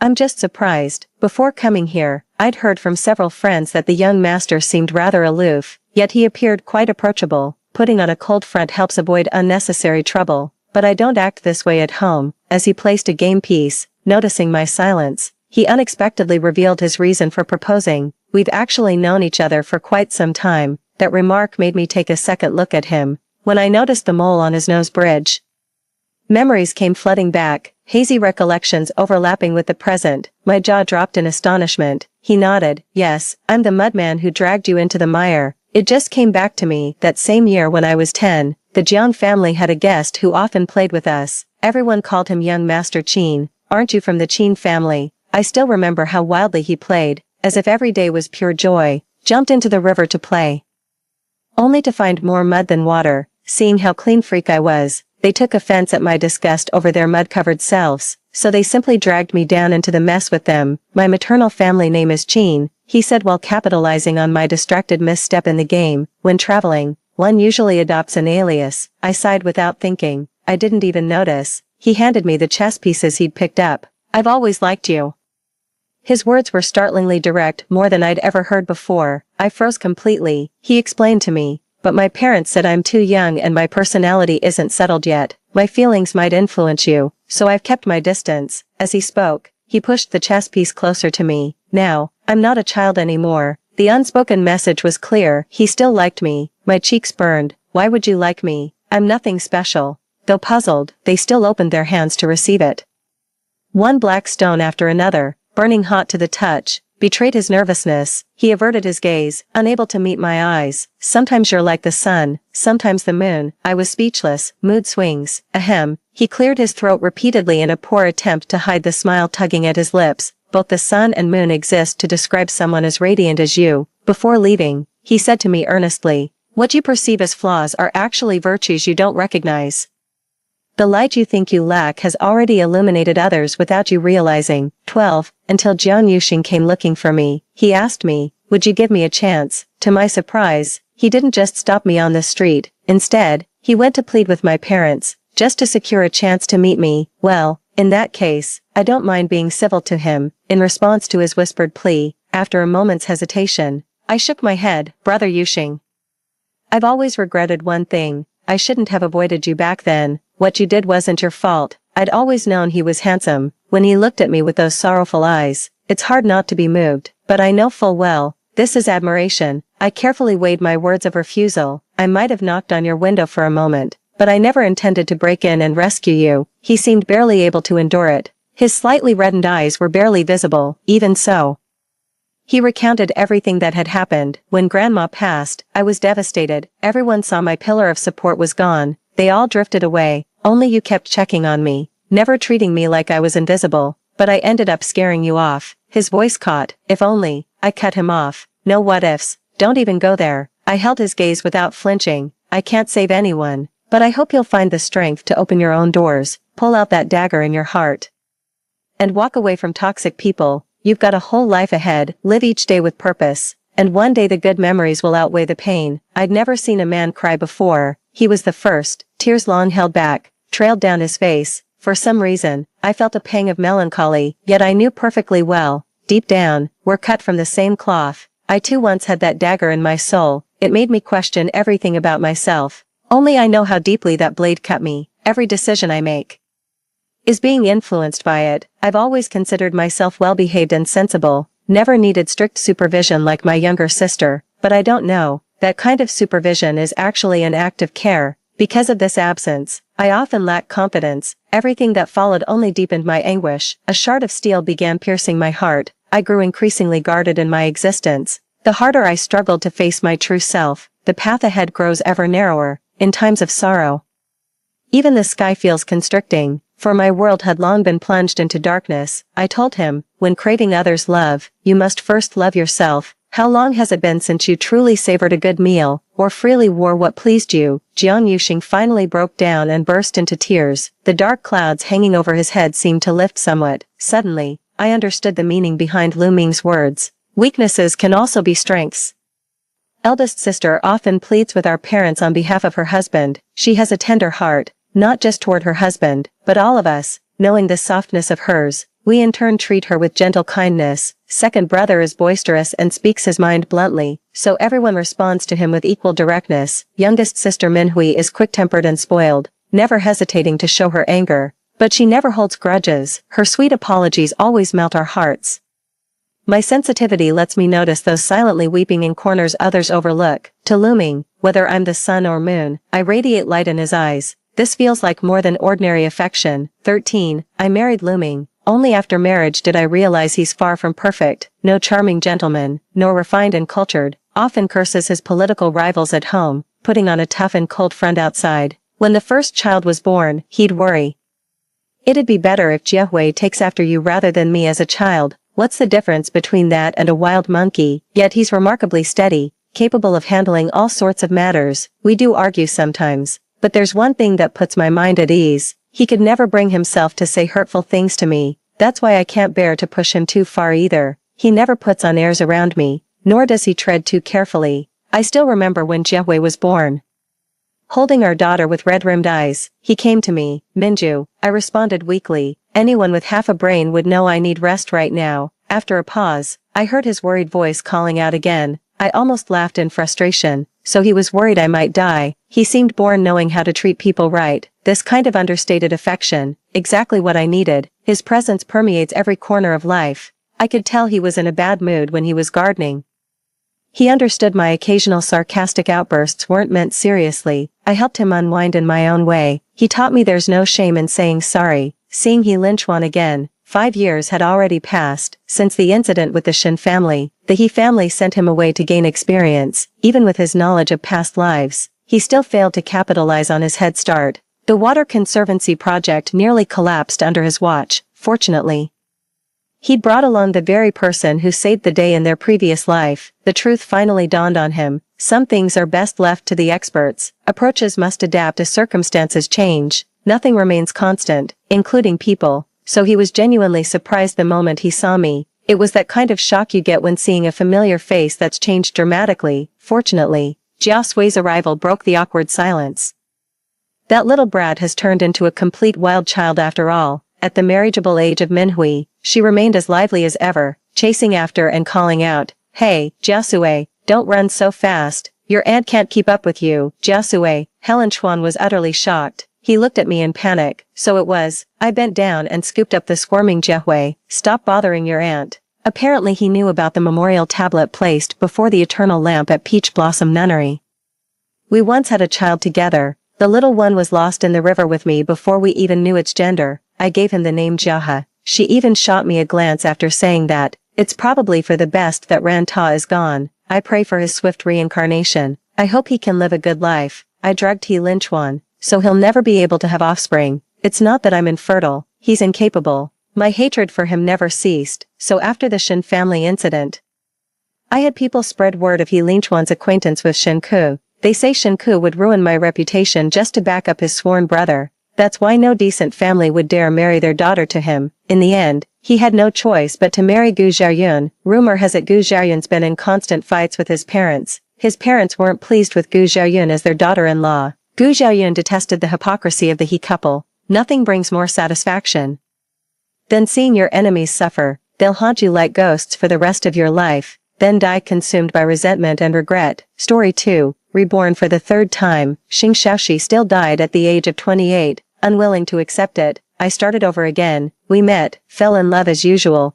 then sudden changes occurred. He began using his poor mental state as an excuse to frequently visit his psychologist, until the day I caught them kissing in the consultation room, when Xing Xiaoxi scoffed and said, "You might think I'm crazy if I say this, but I've actually died 3 times, each time right next to Xiao Ran. I originally wanted to see how she'd save me, but now I realize she must be bad luck. I stayed far away, and look, I'm perfectly fine now." I quietly retreated. In this 4th life, whether he lives or dies has nothing to do with me. I'm going to live my own life now. I can't describe how I felt when I heard those remarks. Xing Xiaoxi bent down and buried his face in Feng Qinshuang's neck, lifting her long hair to take a gentle sniff. Feng Qinshuang was his psychologist. Xing Xiaoxi has been mentioning lately that he feels mentally confused and needs to see a doctor. I didn't expect it to be this kind of perspective. The intimate sight of the two was utterly blinding. The grief and fury of betrayal instantly consumed all my rationality. I could hardly restrain myself from rushing in to confront him, demanding why he would do such a thing. Through 3 lifetimes of rebirth, Xing Xiaoxi's heart has always remained devoted to me. I firmly believed this, yet the reality of the 4th life dealt me a heavy blow, leaving me in disbelief and wondering if I had misunderstood something. Then Xing Xiaoxi, whom I considered the most loving, devoted, and loyal person in my heart, spoke up. 1. With a sidelong glance, he playfully twirled the long hair of Feng Qinshuang sitting on his lap, let out a light scoff, and said, "Dr. Feng, tell me, do I really have something wrong with my brain? But I feel the first 3 deaths didn't seem fake. The pain still gives me lingering fear when I think about it now." Feng Qinshuang covered her chest, putting on an exaggerated show of concern as she said, "Then what should we do? You won't die again this time, will you?" Xing Xiaoxi curled his lips into a smile. How could it be? I've accompanied Xiaoran through lifetimes, only to die by her side every single time. I originally wanted to see how she'd save me, but now I realize she must be bad luck. Staying far away from her is why I'm alive and well now. In this lifetime, I have you, Dr. Xiaoshuang. The upward lilt in his tone made Feng Qin's face flush red as she coquettishly retorted, "Then you've come to the right person, Dr. Feng will treat you for life." At that moment, the laughter of the man and woman inside the door sounded muffled, reaching my ears somewhat distorted. Xing Xiaoxi's words kept replaying and amplifying in my ears, making my heart constrict and a suffocating sensation surge over me. I leaned against the wall, gasping for breath in great heaves. I can no longer recall how I got home that day, only remembering the moment I collapsed onto the sofa, as if all strength had drained from my body, like a spine being pulled out. I went completely limp. This is not an exaggeration in the slightest. What kept me restarting again and again was this obsession with saving 28-year-old Xing Xiaoxi. He died in our most loving moment during his first life. We had just gotten our marriage certificate, and he was driving me on a self-guided tour. In the car, I was still admiring the ring, saying I wanted to design a matching pair of earrings, before his okay could even land. An out-of-control truck on the highway crashed into us with a bang. In that moment, time seemed to slow down. My pupils, dilated with horror, clearly reflected him lunging toward me, shielding me with half his body. In the end, I saw his eyes, unwilling to close, stained with blood, filled with love and pain. I screamed hoarsely, crying uncontrollably in disbelief. My mind was consumed by a single thought. No, Xing Xiaoxi can't die. We still have so much left undone. I want to start over. I want to save him. Suddenly, it felt like another voice emerged in my mind asking, "Are you sure? Sure about abandoning your future, going back to possibly fail again, repeating the cycle over and over?" I said yes, so I gave it my all for 1 lifetime, 2 lifetimes, then this lifetime tells me he knew everything all along. He just watched me, wretched and humble, begging him to stay alive. He even said it was my bad luck, that I was the one who caused his death. When Xing Xiaoxi returned, the night was already deep. I was still sitting blankly on the sofa, retracing where it all went wrong, wondering when exactly his heart had changed. "Why aren't the lights on? What are you sitting there spacing out for?" His tone was as gentle as ever, sitting beside me and naturally reaching to wrap an arm around my waist, so normal it was as if what I'd seen earlier was just a dream. I dodged out of reflex. The atmosphere grew somewhat stiff. A trace of indifference flashed in Xing Xiaoxi's eyes, clearly having noticed my unusual behavior, but as if weary, he didn't inquire further. "I'm going to bed first. You should rest early too." That night I slept poorly, though Xing Xiaoxi lay beside me. My mind kept replaying scenes of his death. In his first life, he died instantly in a car accident, blood seeping from his body and soaking through my shirt. In our second life, we got married. We didn't go on a honeymoon, so that car accident never happened. Then the accident came in the most absurd way. He came to pick me up after work when suddenly an advertising board crashed down from above. It struck him squarely and impartially. I watched helplessly as the tall man was crushed without a trace, as if heaven had decreed his death. I refused to believe it, so we came to the third life. In this life, I quit my job and got married, following him almost everywhere, afraid that he might have an accident if I let him out of my sight. Thus, we made it safely to his 28th year. On his birthday, the candlelight illuminated his sparkling eyes, and in the glow, he confessed to me with moistened eyes, Ran, it's so good to have you." My heart was pounding wildly, and I could only feel his smile growing fainter, his face becoming increasingly blurred. An overwhelming sense of unease nearly knocked me off my feet. Then Xing Xiaoxi spat out a mouthful of blood. Perhaps too much time had passed, or perhaps my mind was too frantic to hold on to any other memories. I can't recall the name of his illness, something extremely rare. Life just came to an abrupt end, with an almost absurd abruptness. My last memory lingers in a pristine white hospital room. In the deathly silence, only the faintly glowing machine beside me persistently beeped, like it was counting down my last breaths. I refused to accept this. How could I ever accept it? I met Xing Xiaoxi in my youth. Back then, I was a country bumpkin from the countryside. Because I was somewhat pretty and had enviable dancing talent, a few girls in class started targeting me intentionally or unintentionally. I endured and endured, until the day they overturned my grandmother's pancake stall. Amidst the mess on the ground, I tearfully helped my grandmother up while the girls, glamorous and aloof, laughed with sharp, piercing voices. They called me Pancake Girl and told me to go home and flip pancakes. Grandma was mute, her lips trembling as she gestured to wipe the oil stains off me. They laughed even more joyfully, and so Xing Xiaoxi appeared at this moment, holding a camera. He made a call that summoned the school authorities. He was a good student and his family was fairly well off, making him quite an impressive figure in our small town. It was evening, though the sky had been overcast all day.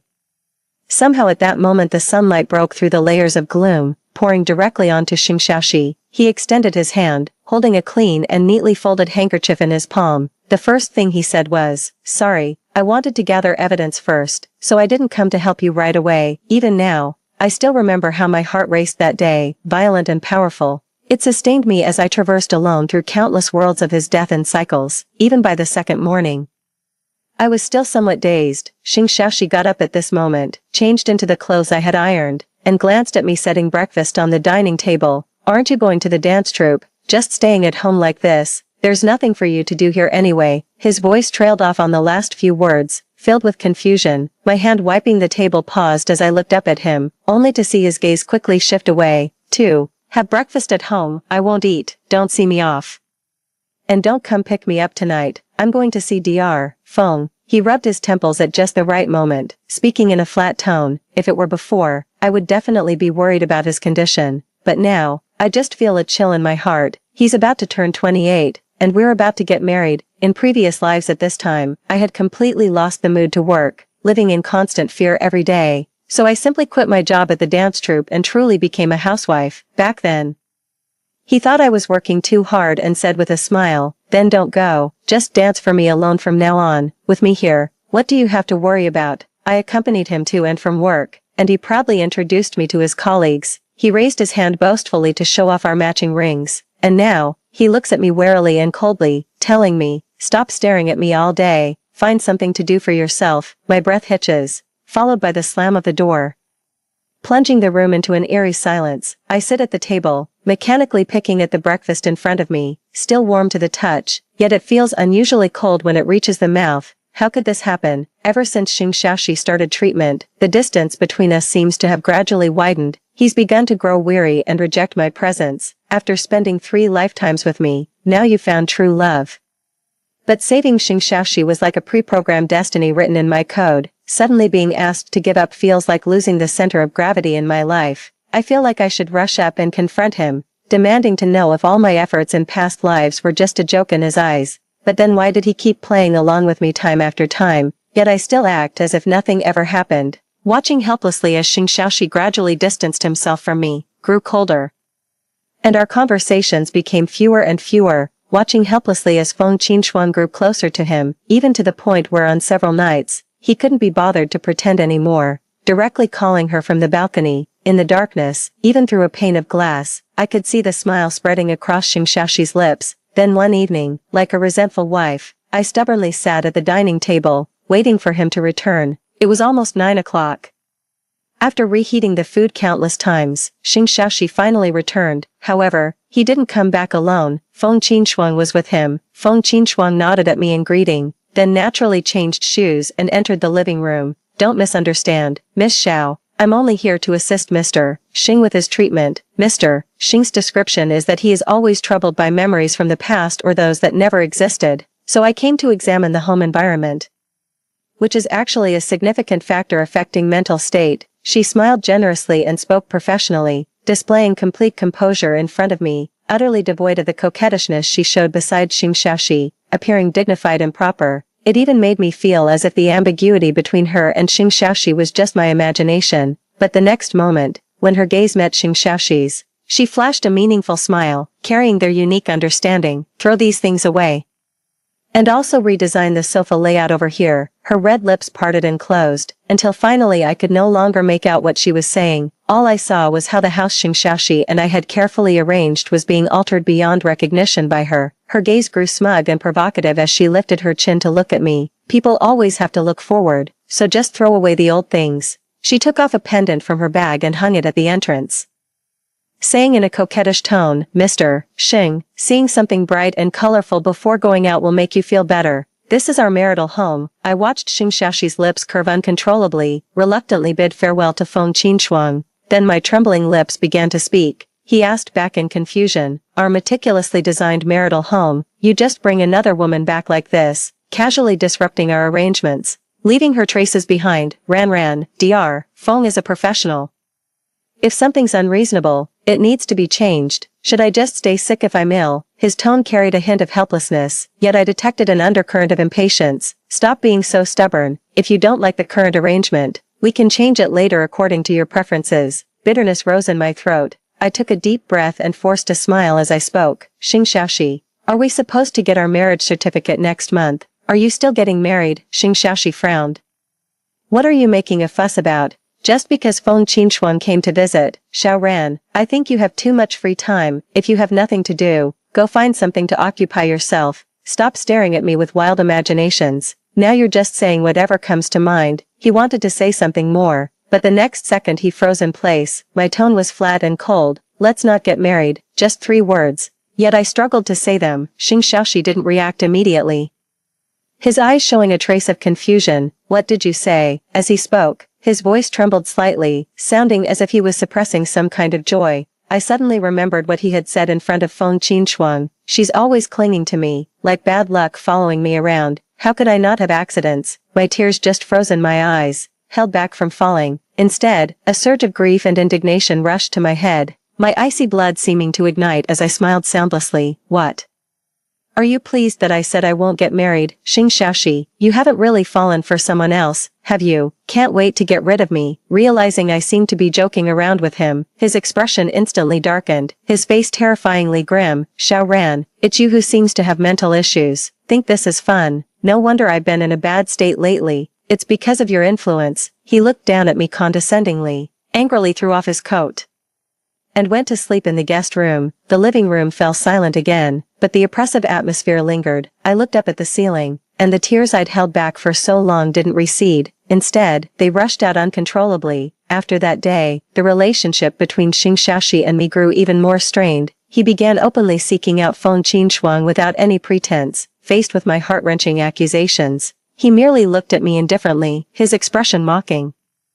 Then just give up on me. Don't get married then. Your world doesn't revolve around me alone. He remained calm, which only made me seem like the crazy one. I was left speechless. I can't accept this. I've invested 4 lifetimes. My sunk costs are too great, so great that I lack the courage to abandon everything I built. I kept thinking, just wait a little longer, until the day we were supposed to get our marriage certificate. The night before, he didn't come home. The next day, I stood at the entrance of the Civil Affairs Bureau for a long time. After making who knows how many calls, someone finally picked up on the other end. It was Feng Qinshuang. Miss Xiaoxi celebrated my birthday with me last night and had a bit too much to drink. He's still not sober yet. When I rushed over, Feng Qinshuang opened the door for me. In the apartment, she stood against the wall in thin clothing, radiating an indescribable allure. Following her gaze, I saw the man inside getting dressed. Today I'd unusually put on makeup and pinned up my hair, but at this moment, with my hair disheveled and holding our documents, I looked utterly ridiculous. 3. Turning around to look at Xing Xiaoxi, apart from some surprise, he remained composed and instead asked me, "Why are you here?" Feng Qinshuang thoughtfully closed the door for us.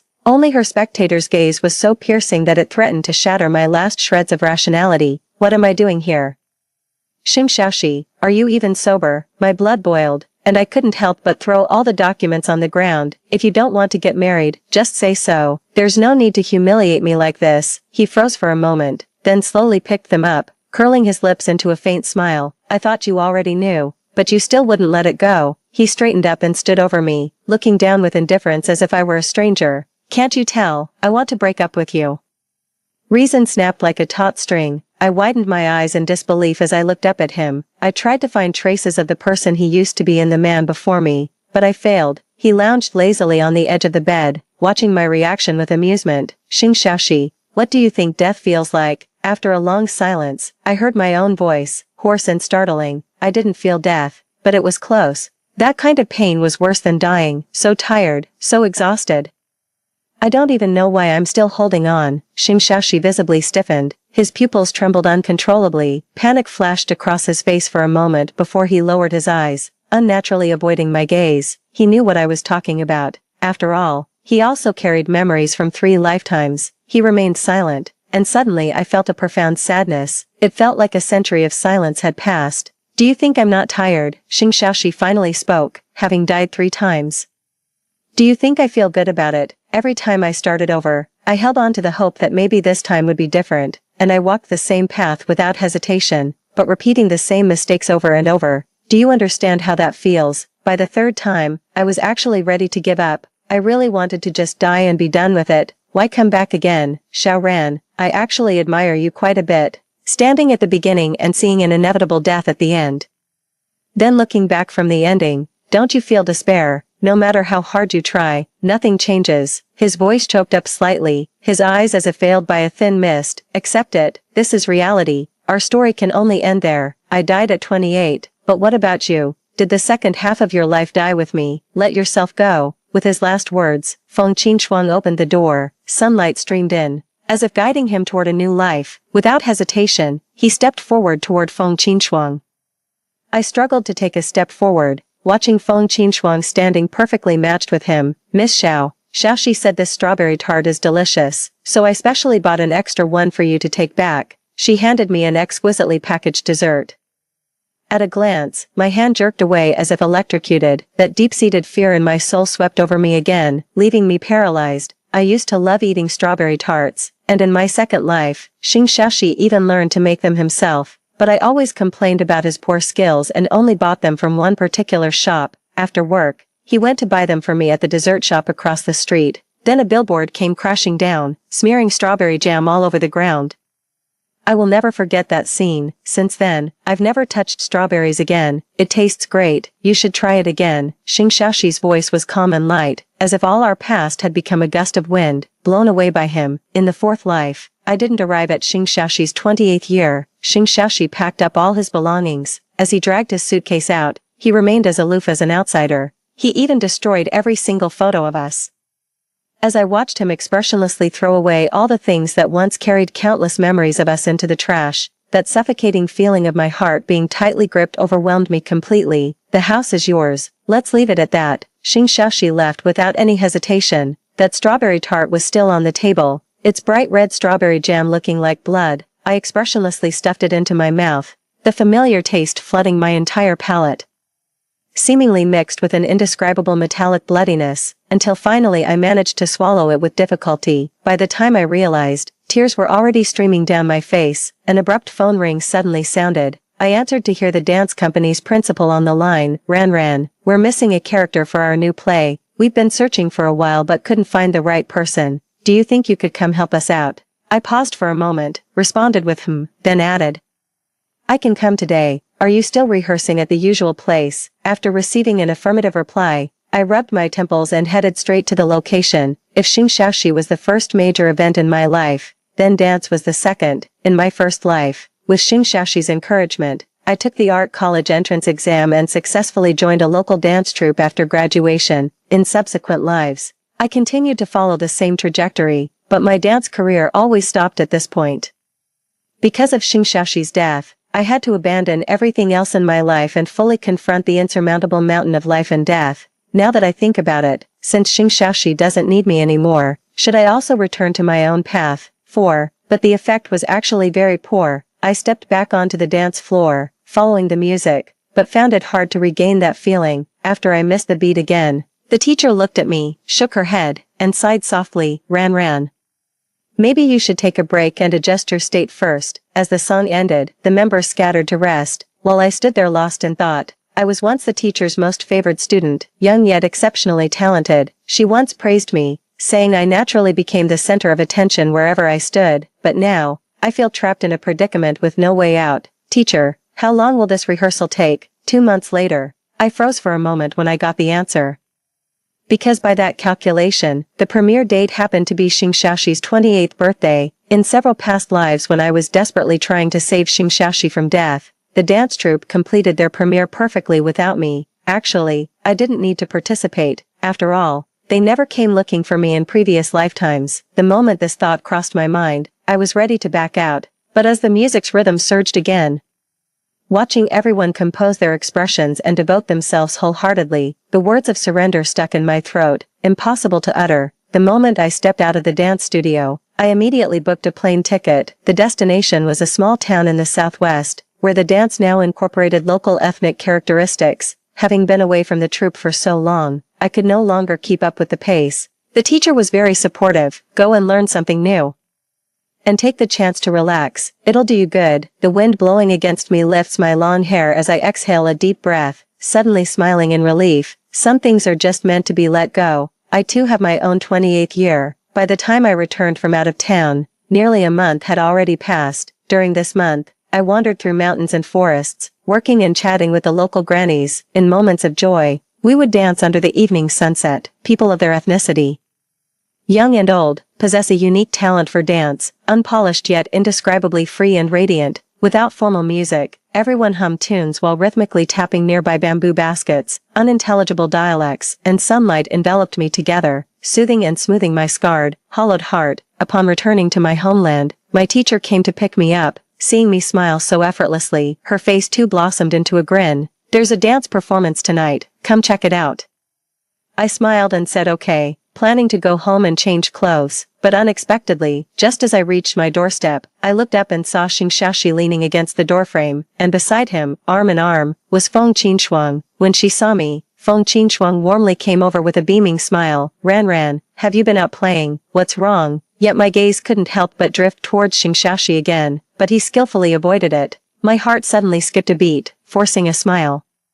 I turned to look at Feng Qinshuang. "Is there something you need?" "Oh, it's like this. Shashi said he left something here and came to pick it up. Since we just got our marriage certificate today, we thought we'd drop by to share the good news. The wedding date isn't set yet, but you absolutely must come." Feng Qinshuang's smile was radiant and dazzling, her ring refracting blinding light under the sun. In a daze, I couldn't articulate what I was feeling. After opening the door to let them in, Xingshashi went to fetch something, while Feng Qinshuang sat right in front of me, talking about how wonderful Xingshashi was. Seeing the happiness radiating from her face, I just felt a tightness in my chest. They're certainly moving fast. Xingshashi really couldn't wait to get rid of me. "Where are those matching bracelets we bought after the college entrance exams?" Xingshashi suddenly spoke up, catching me off guard with his question. I instinctively pulled my hands into my sleeves, hiding the fact that both bracelets were actually still on my wrists. After the exams, he worked 2 months of summer jobs,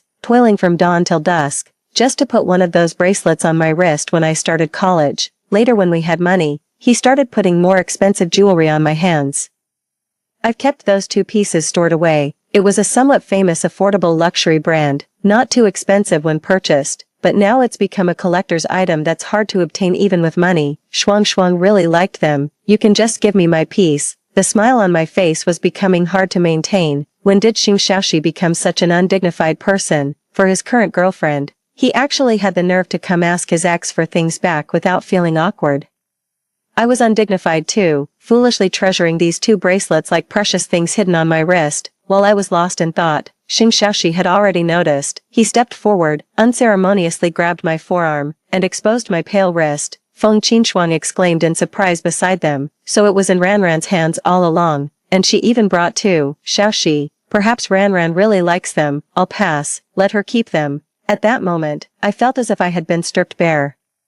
Xingshashi's slightly mocking gaze, Feng Qinshuang's pitying yet triumphant smile, all cut through my flesh like sharp knives. "Xiaoran, you still can't let go, can you? So in love, aren't you?" Xingshashi let out a mocking laugh as he spoke. Grief and indignation welled up in my heart as I forcefully shook off Xingshashi's hand. It was at this moment I realized the person before me was no longer the Xingshashi who once loved me. With a relieved smile, I unfastened the clasp of the bracelet and threw both pieces into the trash bin. "Sorry, you're overthinking it. It's just because they're expensive. Can't I pretend to be rich for once? But when too many people like something, it becomes disgusting. I've never liked sharing with others. If you want them, go pick them up yourself." That day, Xingshashi left angrily with Feng Qinshuang in his arms, and before going, he didn't forget to humiliate me one last time. "Don't you dare fall apart without me.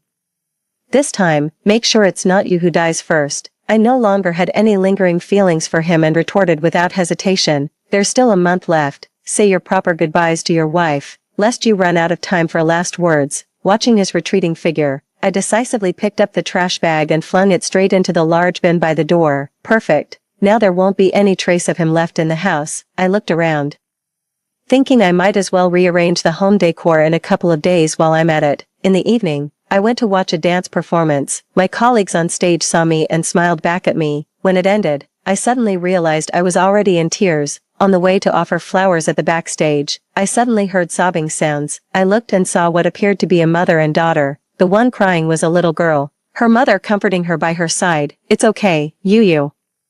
We'll come back next time. Big sister will definitely return." As I stood there at a loss, the little girl suddenly looked up and met my gaze. The next second, an extraordinary light burst forth in her eyes as she stared at me in disbelief. "Sister Xiaoran." By the time I came to my senses, she had already run up to me. "Oh, it's you. You must be Xiaoran. My daughter is your little fan." She's been worried about you since you haven't appeared in the dance troupe's recent performances. And she insisted on coming backstage to see you. Ever since this child watched your performance 3 years ago, she's been determined to learn dance, saying she wants to share the stage with you someday. Her mother's words hit me like a pebble dropped into my heart, sending ripples through my emotions. The girl shyly stole glances at me, her round face flushed with excitement. The girl's mother warmly pulled us together for a photo, before leaving. The girl gently tugged my sleeve and asked cautiously, "Sister, is something wrong? Why haven't we seen your performances for so long? Sister will keep dancing, right? You will always be by sister's side." I froze for a moment, unsure why my eyes grew slightly moist. I bent down to pat her head and nodded solemnly. There'll be my performance next month. Remember to come watch. You. I watched as the little girl's eyes widened, brimming with unrestrained joy, and smiled back at her. She skipped away, and the teacher appeared beside me at some point. "Have you found the status?" I nodded and softly murmured Time flew by as I immersed myself in rehearsals, and before I knew it, the opening night had arrived. An alarm I never set suddenly went off abruptly when I woke up in the morning. Confused, I was about to turn it off when I realized it was a schedule reminder. Only then did it dawn on me, today is also Xing Xiaoxi's 28th birthday.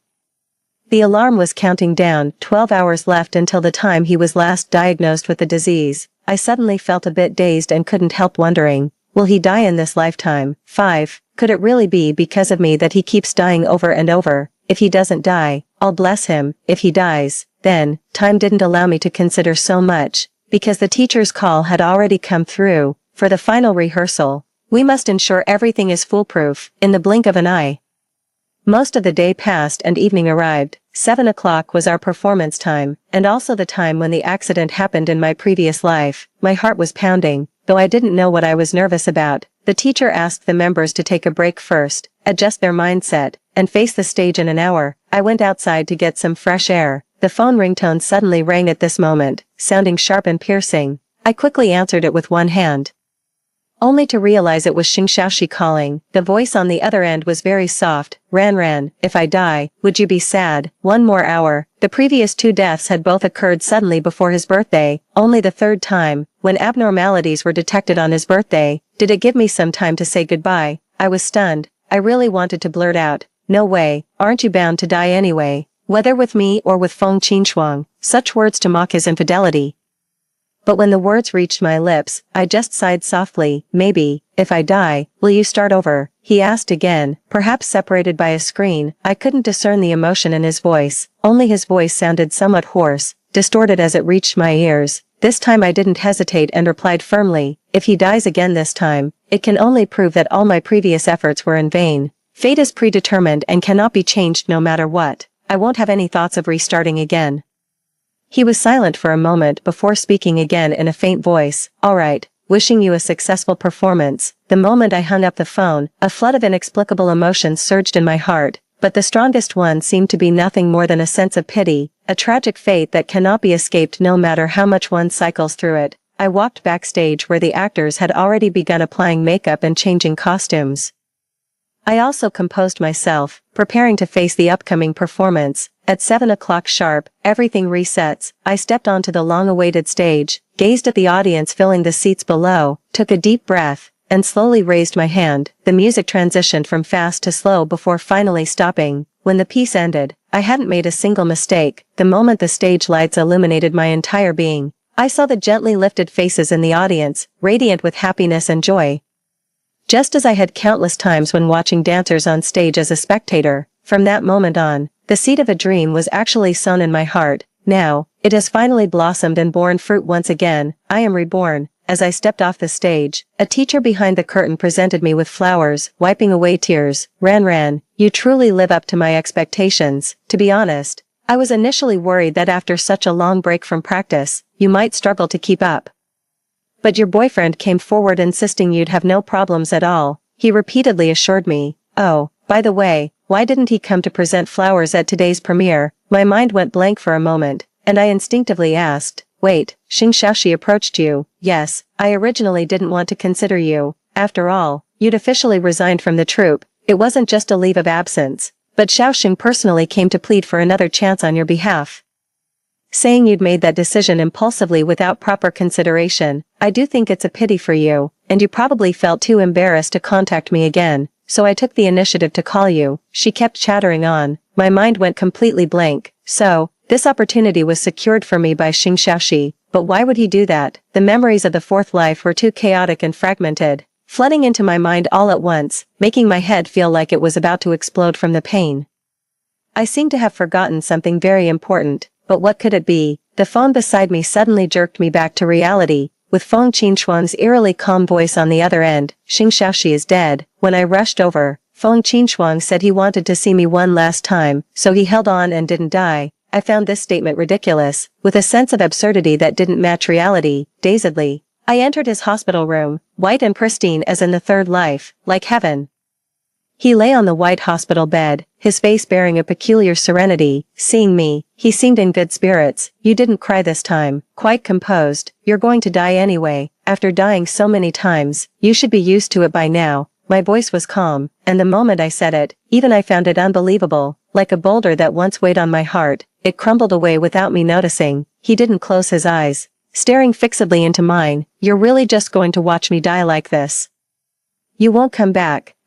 Then why are you still here?" he asked me with a smile. In an instant, everything around began to blur and fade, like a dream about to end. The illusory scene started to distort. Only Xing Xiaoxi's face remains clear. His smile was faint, as if about to disappear. "Xiao Ran, you shouldn't be here. You should go back. Return to your life. Return to your stage. Return to your 28-year-old self. I'm dead." "You said you've let go." The whole world fell silent. Only his voice remained crystal clear, like a sharp sword piercing straight through my heart, shattering the 3 lifetimes I had deluded myself into constructing. Oh, now I remember. There was no cycle. It was simply him, out of love, accompanying me through 2 more lifetimes, and again out of love, having to force me to face reality. It's me, trapped in his death, unable to move on. Side story, Feng Qin. My name is Feng Qin. I am a psychological counselor. At the beginning of the year, I met a client.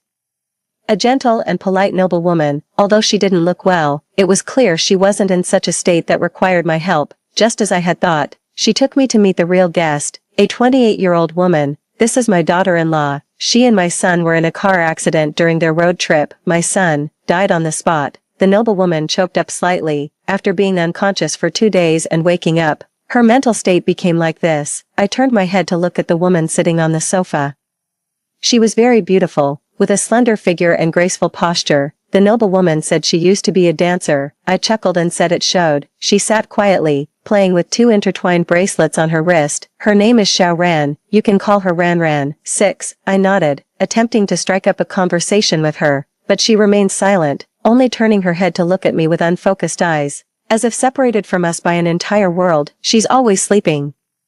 Barely awake for a few hours each day." The noble woman sighed, her eyes already rimmed red. "Please, help us." Initially, I confidently took on this task. After a few days of interaction, I discovered Xiao Ran was a very gentle person. Sometimes when I spoke, she would listen quietly, but just as I was preparing to advance the treatment, I encountered difficulties. Although Xiao Ran showed indifference to everything in the outside world, her reactions were intense when it came to Xing Xiaoxi. For example, I suggested rearranging her room with brighter colors and minimizing reminders of Xing Xiaoxi's presence, even though he had already passed away, reduce her exposure to his belongings. Otherwise, it would just be constant emotional triggers. Despite her overwhelming grief, Xing Xiaoxi's mother knew life must go on, so she complied with everything. However, Xiao Ran reacted intensely to everything, staring at me with furious hostility as if I were an enemy. She even spoke up for the first time, calling me the third party who intruded into her world with Xing Xiaoxi. I was somewhat dumbfounded. I admit I might have acted too hastily, so when my gaze fell on her wrists, she reacted even more intensely, tightly covering those 2 bracelets as if afraid I'd take away the last thing Xing Xiaoxi left her. Xing Xiaoxi's mother was wiping tears beside them. I was at a complete loss for the first time. I had underestimated her feelings for Xing Xiaoxi. So a few days later, I opted for another treatment approach, hypnosis. I inquired with Xing Xiaoxi's mother about some details of their past and also learned about Xiao Ran's history. If it weren't for that car accident, our whole family would have happily gone to watch the premiere of her new dance drama. That day was supposed to be Xiaoxi's birthday too. He had even planned to watch the performance together first, then take us all out to celebrate. He said he loved watching Ran Ran dance the most. Life is unpredictable. Perhaps the only redemption for the living is to face the passing of the deceased. My treatment was merely a trivial guidance. I wanted to give her some positive suggestions while her subconscious was relaxed. However, I miscalculated. My patient fell into a deep sleep state, which was already beyond my control, but her behavior didn't seem like suffering. Forget it, just let her sleep for a while. I thought this way, then quietly sat beside her and waited the entire afternoon. During that time, I even considered giving up on this patient and refunding all the fees. Their bond was too deep. How can I help someone who has lost a loved one to bravely accept the truth? Perhaps the deceased would have to stand before her and say,